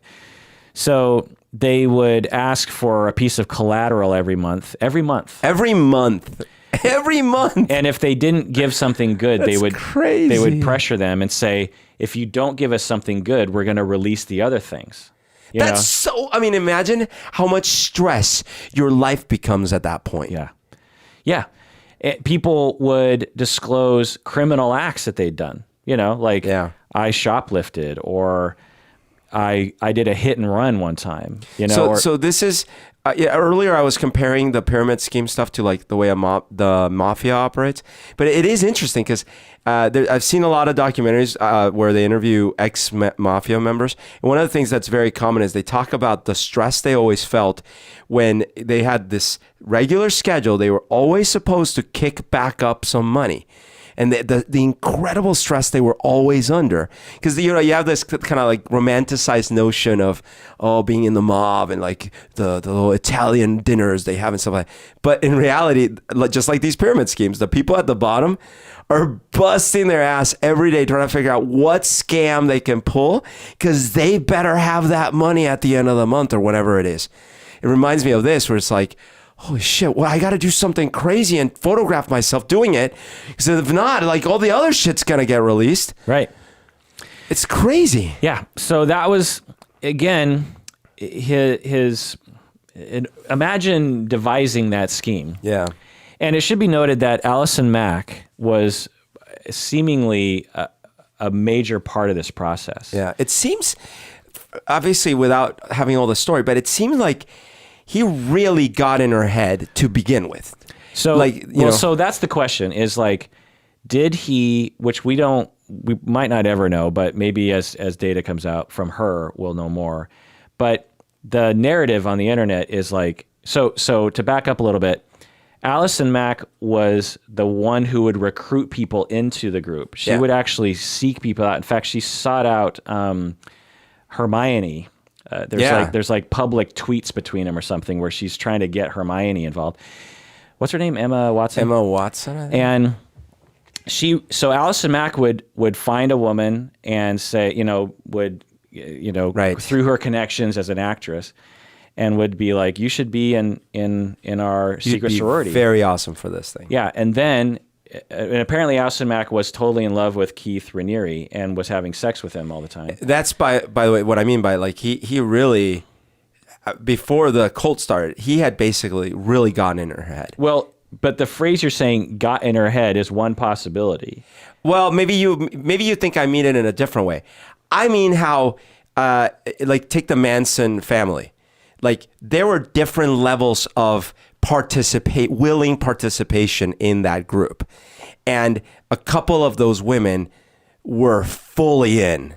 And so that's what I mean by like, in that case. It implies a passive stance when, a man got in her head. That's the narrative. She could have gotten in his head. We just don't know. Oh, no. I'm claiming without evidence that he had fully like convinced her of this, right, of his power and awesomeness. You keep saying the same thing, thinking that it's not. Oh, what I'm saying. I thought that you meant that I might have been meaning that he had like mind controlled her. Well, something. you're in that direction, but I'm not. I'm saying, so I'll use a different phrase. He had like wooed her or something. Like you keep. Maybe you're not understanding what I'm saying. I'm saying the spectrum of language you're using is he affected her. Clearly he did. But you don't know. We don't know that. She moved there. She joined full, clearly. That narrative is very, is biased based on a number of issues. One is he had power and she didn't. So it seems like she wouldn't participate meaningfully in that. And that could be true. The other is that he's a man and older, and she's a helpless little woman. Well, I mean, the narrative that he sold her and everyone else in that group. But we don't know her motivation. It will come out. It's totally possible that 100% he influenced her, brainwashed her. No. See, that's what I'm not saying. Brainwashed. Well, or much lesser than that. Yeah. Influenced her. It's also very much possible that she went into this quote unquote willingly and might have ingratiated herself in, because she became basically she became the secondhand person in this organization. She became a very powerful person. Okay, here's what I don't believe. And it'd be really hard to show me evidence that would prove this. That Allison Mack, for at least a few years ahead of this, had this desire to join some cult that she could get to the top of and convince the top to create a sex sorority. No, I don't think so. Right? But it's a narrative that is possible. And again, it's not likely, but it's totally possible. She learns about NXIVM. We know that. She loves the seminars. She meets Keith Raniere and finds him to be compelling and actually benefits from his guidance. She falls in love with him. She has a relationship with him, romantic and sexual, that she finds to be mutually gratifying. Fast forward 15 years or however long it took, 13 years or something for the sex cult to begin. He starts to say, we need to expand our horizons or something. She could have even suggested it.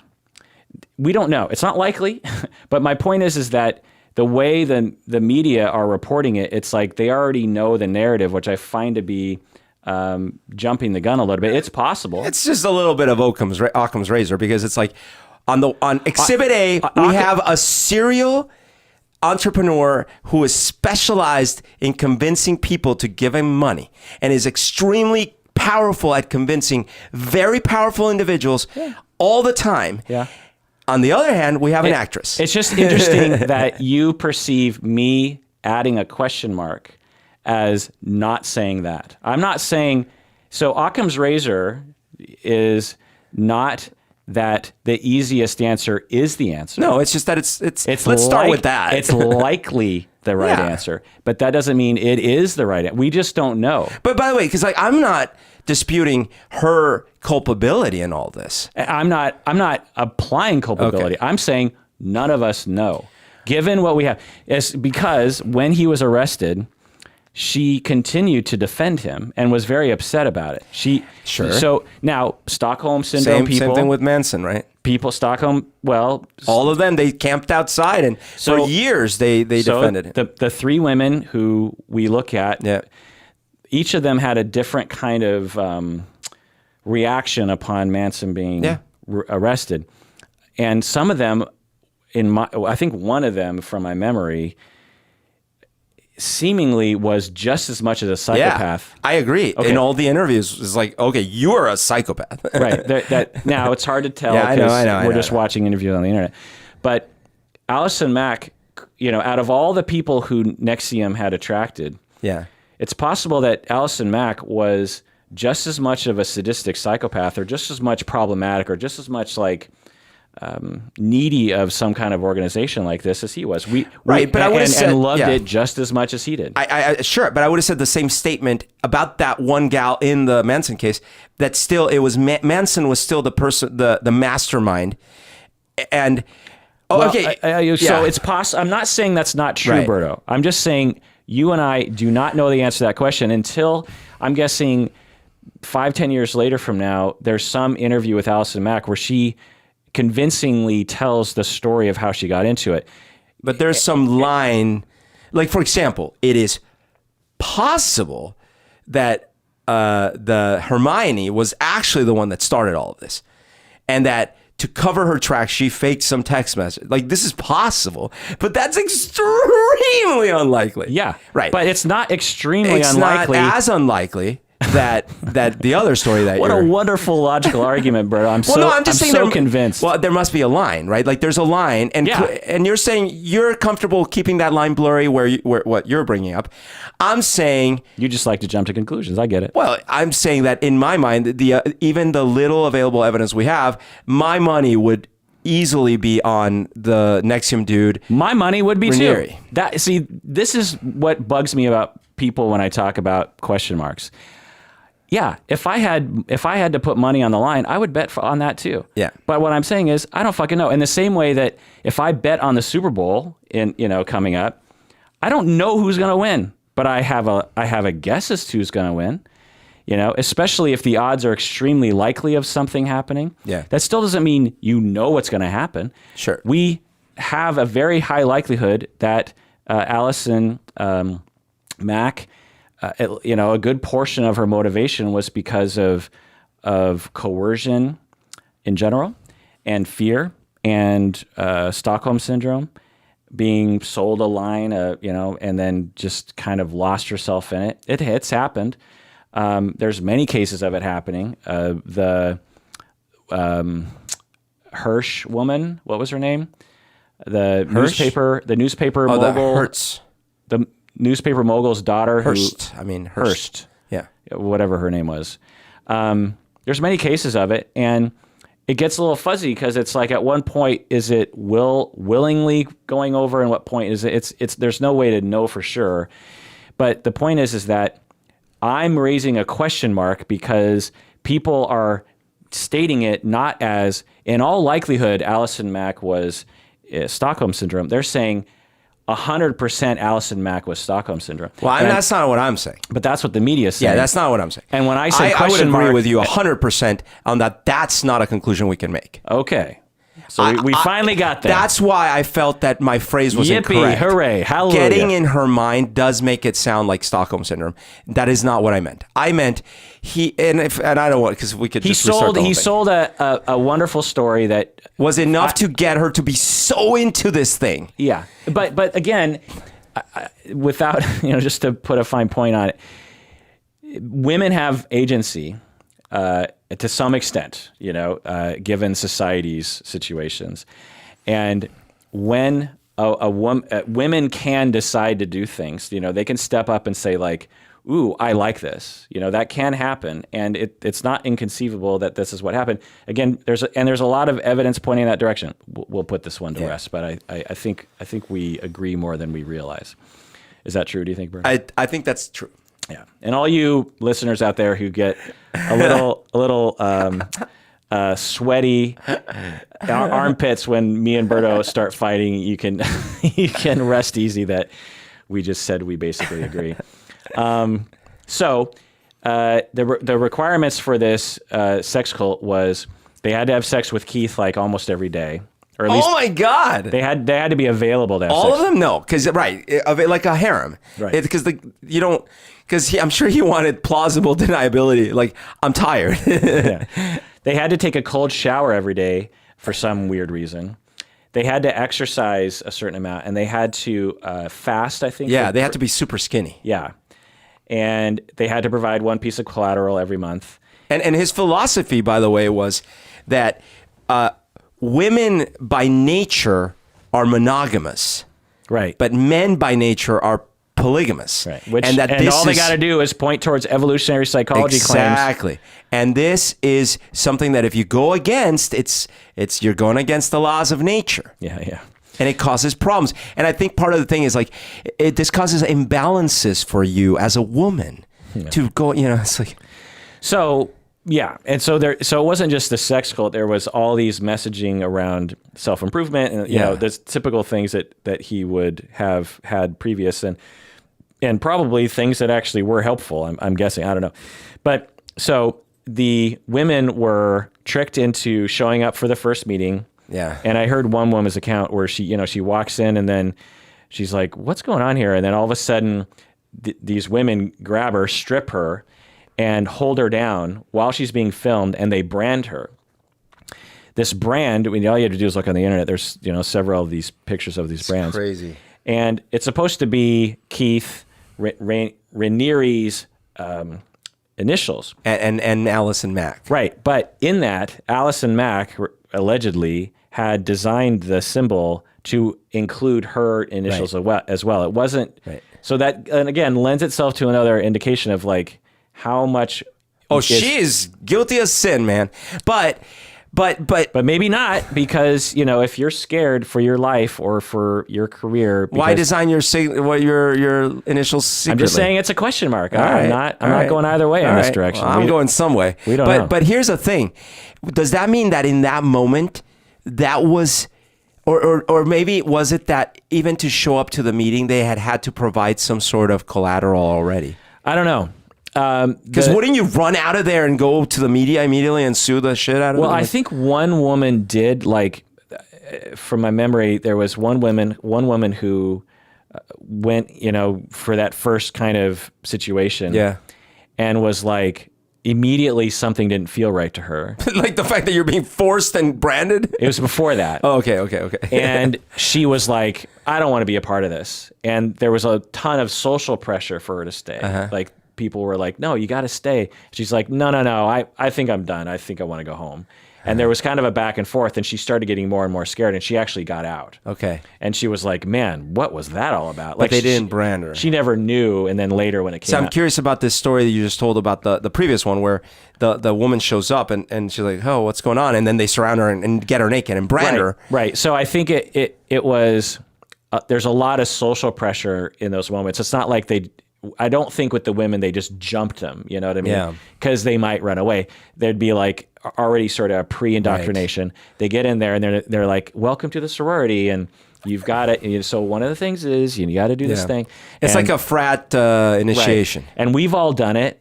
And, they probably showed theirs. Right. And it hurts. But, when you're in, you got to do it. And this is an interesting cult test, is that there's a lot of these, in a lot of the cults that I've studied, there's a lot of moments like this where it's like, well, it's a litmus test. Yeah. And there's several other litmus tests leading up to it, because you really only want one kind of human being in the cult. Yeah. In this cult, what he wants is he wants young, attractive, super thin women. He wants them potentially to be famous so they can garner sort of media attention. He wants them to need some answers in life that leads them to being attracted to something like this. But he also needs them to be obedient and easily suggestible. Yeah. And not really have a part of their personality that pushes back when they're uncomfortable. Yeah. Because there are people who have been abused or mistreated or neglected in such a way they don't have a connection to the part of themselves that says, wait a second, no. Right. No.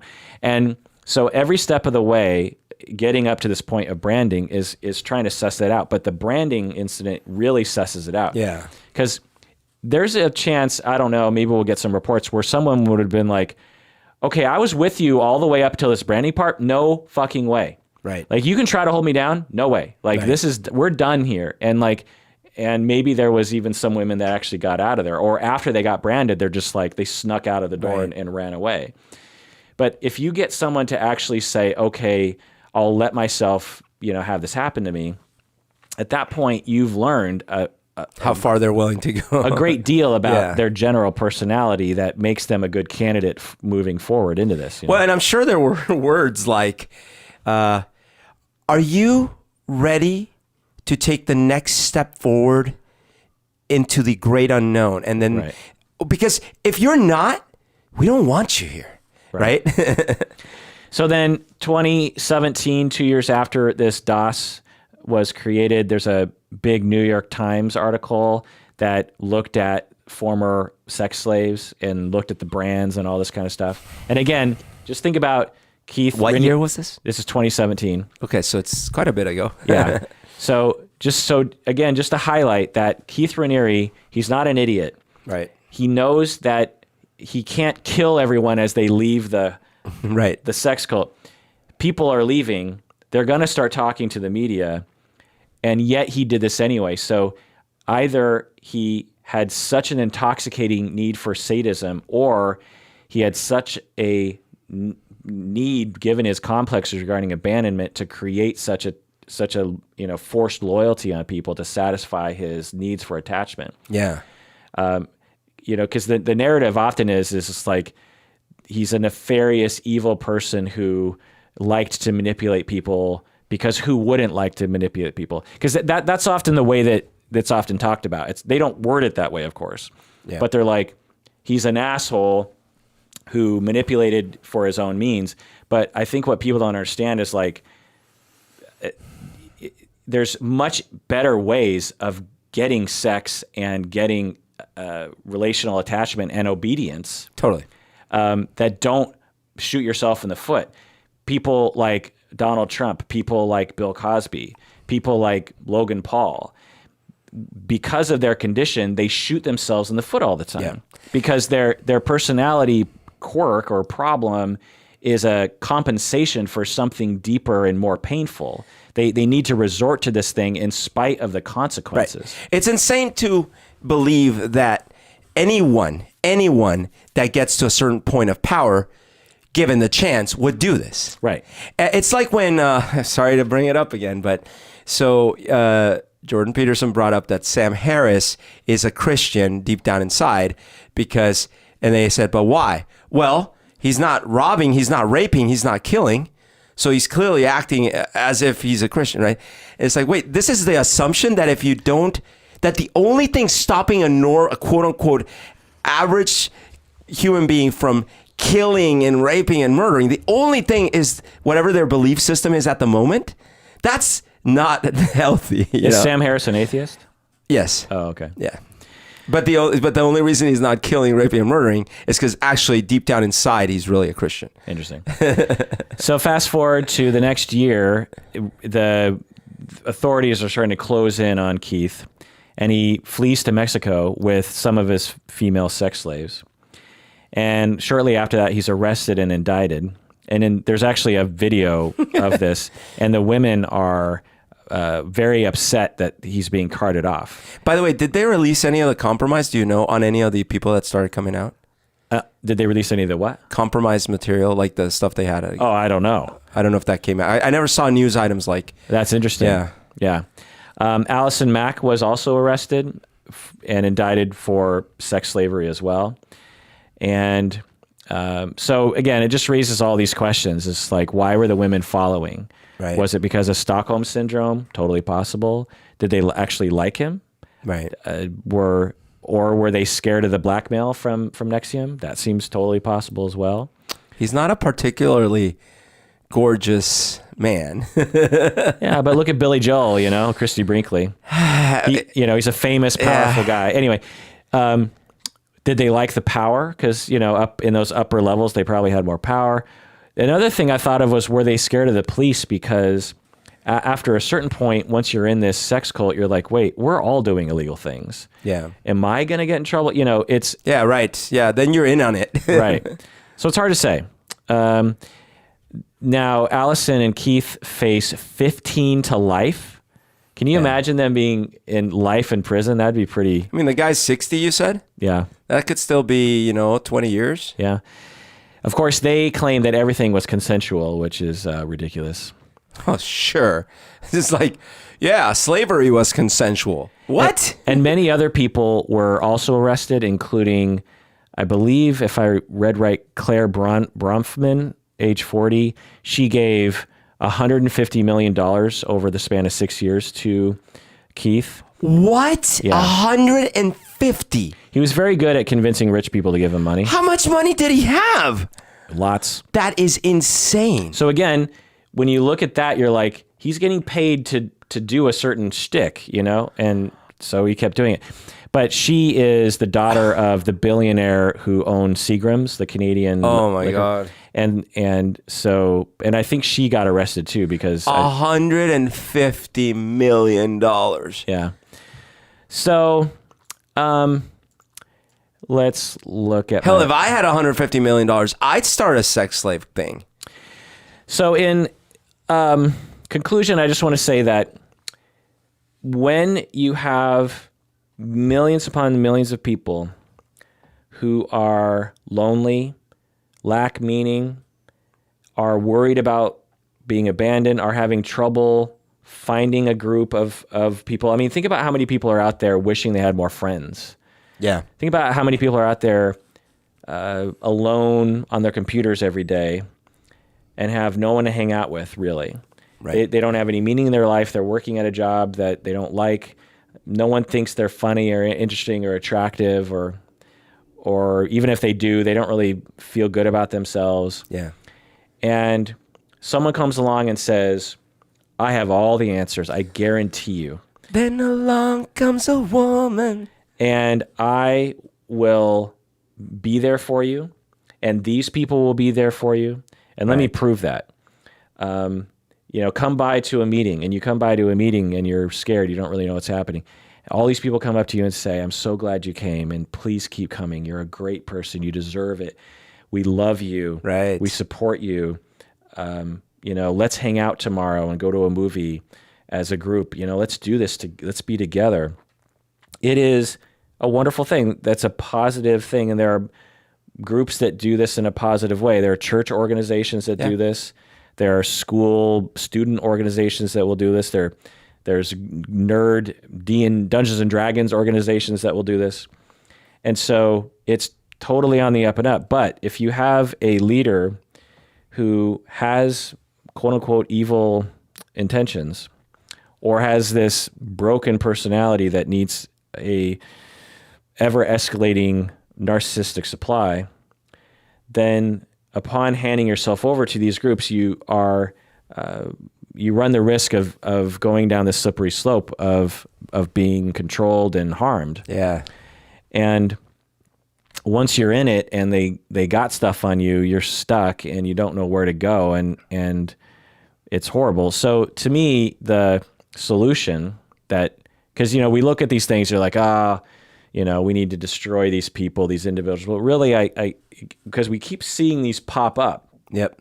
We keep seeing these cults pop up, and we have lesser culty things like Amway and all these other things. And it's like, what we need to be doing is, as a society, really thinking about what needs these things are meeting in all these people and how we can meet these needs through other ways. In the olden days, we had church. You would go to church every Sunday, maybe even more often. You lived in a smaller town. You had a sense of community. Yeah. You had a sense of purpose. There was answers to life. God did this, or your country gives you this, or your community gives you this. Right. Today, there's so many people, and we're so anonymized, and we move from community to community, and we, switch jobs every other year, and we're just lonely, and we're not doing anything. And many of us have no purpose, no group, no loyalty. And, Facebook and Twitter doesn't help with watching other people seemingly having all these friends and fun, and you're not. And we're doing nothing about that. In fact, we're only doing things to make it worse. We have a capitalistic society that tries to exploit labor because, of course, that's what capitalism is set up to do. Stockholders, they don't say this explicitly, but they want you to exploit your labor force. They want you to pay labor as little as possible, give them as little options as possible, right? Pay them enough so they don't leave. But, if all of us corporations pay the low end wage jobs people little enough, then they don't really have anywhere else to go. They're dependent on us, and if blah, blah, blah. Anyway, and that's how we design our society, which is the dominant form of influence and purpose is capitalism in our society. And you have no other overarching powerful organization that says, let's look at the holistic situation of society and people here. Yep. Yes, capitalism has some nice things about it. The competition, motivation, corporate structure, money, moving, investment, these are good things. But we have no organization that is like, wait a second, like everyone's lonely. Everyone feels meaningless. No one has fun in life. How are we going to create this for everyone and not have a nefarious goal in mind, just pure altruism, or even just the desire to create a society that elevates itself, less crime, less problematic parenting, or less neglect of children, less likelihood of cults happening, less likelihood of, incidentally, mass killings, because I would suspect that this effort would I don't know what to do exactly with this, but I'm just saying it's no wonder that our society has symptoms like this. What do you say, Berto? Yep. I think we need a ministry of wellness, like it's ministry of citizen wellness, where the whole goal is to look at the stats, look at the trends, and they get budget to apply towards reducing those kinds of problems in our society and helping those kinds of problems. Because you're right, which department in our government or other governments or the UN, I guess at a macro level, they look at, starvation crises and war and things like that, which is very, of course, key. But like in the US, there really isn't a desire to minimize these types of problems. There really isn't. There's things like, someone's looking after the overall health and medicine of the country and the farming and things like that. But really social problems right. and individual loneliness, like no one. Yeah, there's a field in psychology called community psychology. Yeah. That sounds kind of lightweight, but can be very heavyweight in a lot of ways, that actually looks into this sort of thing. Right.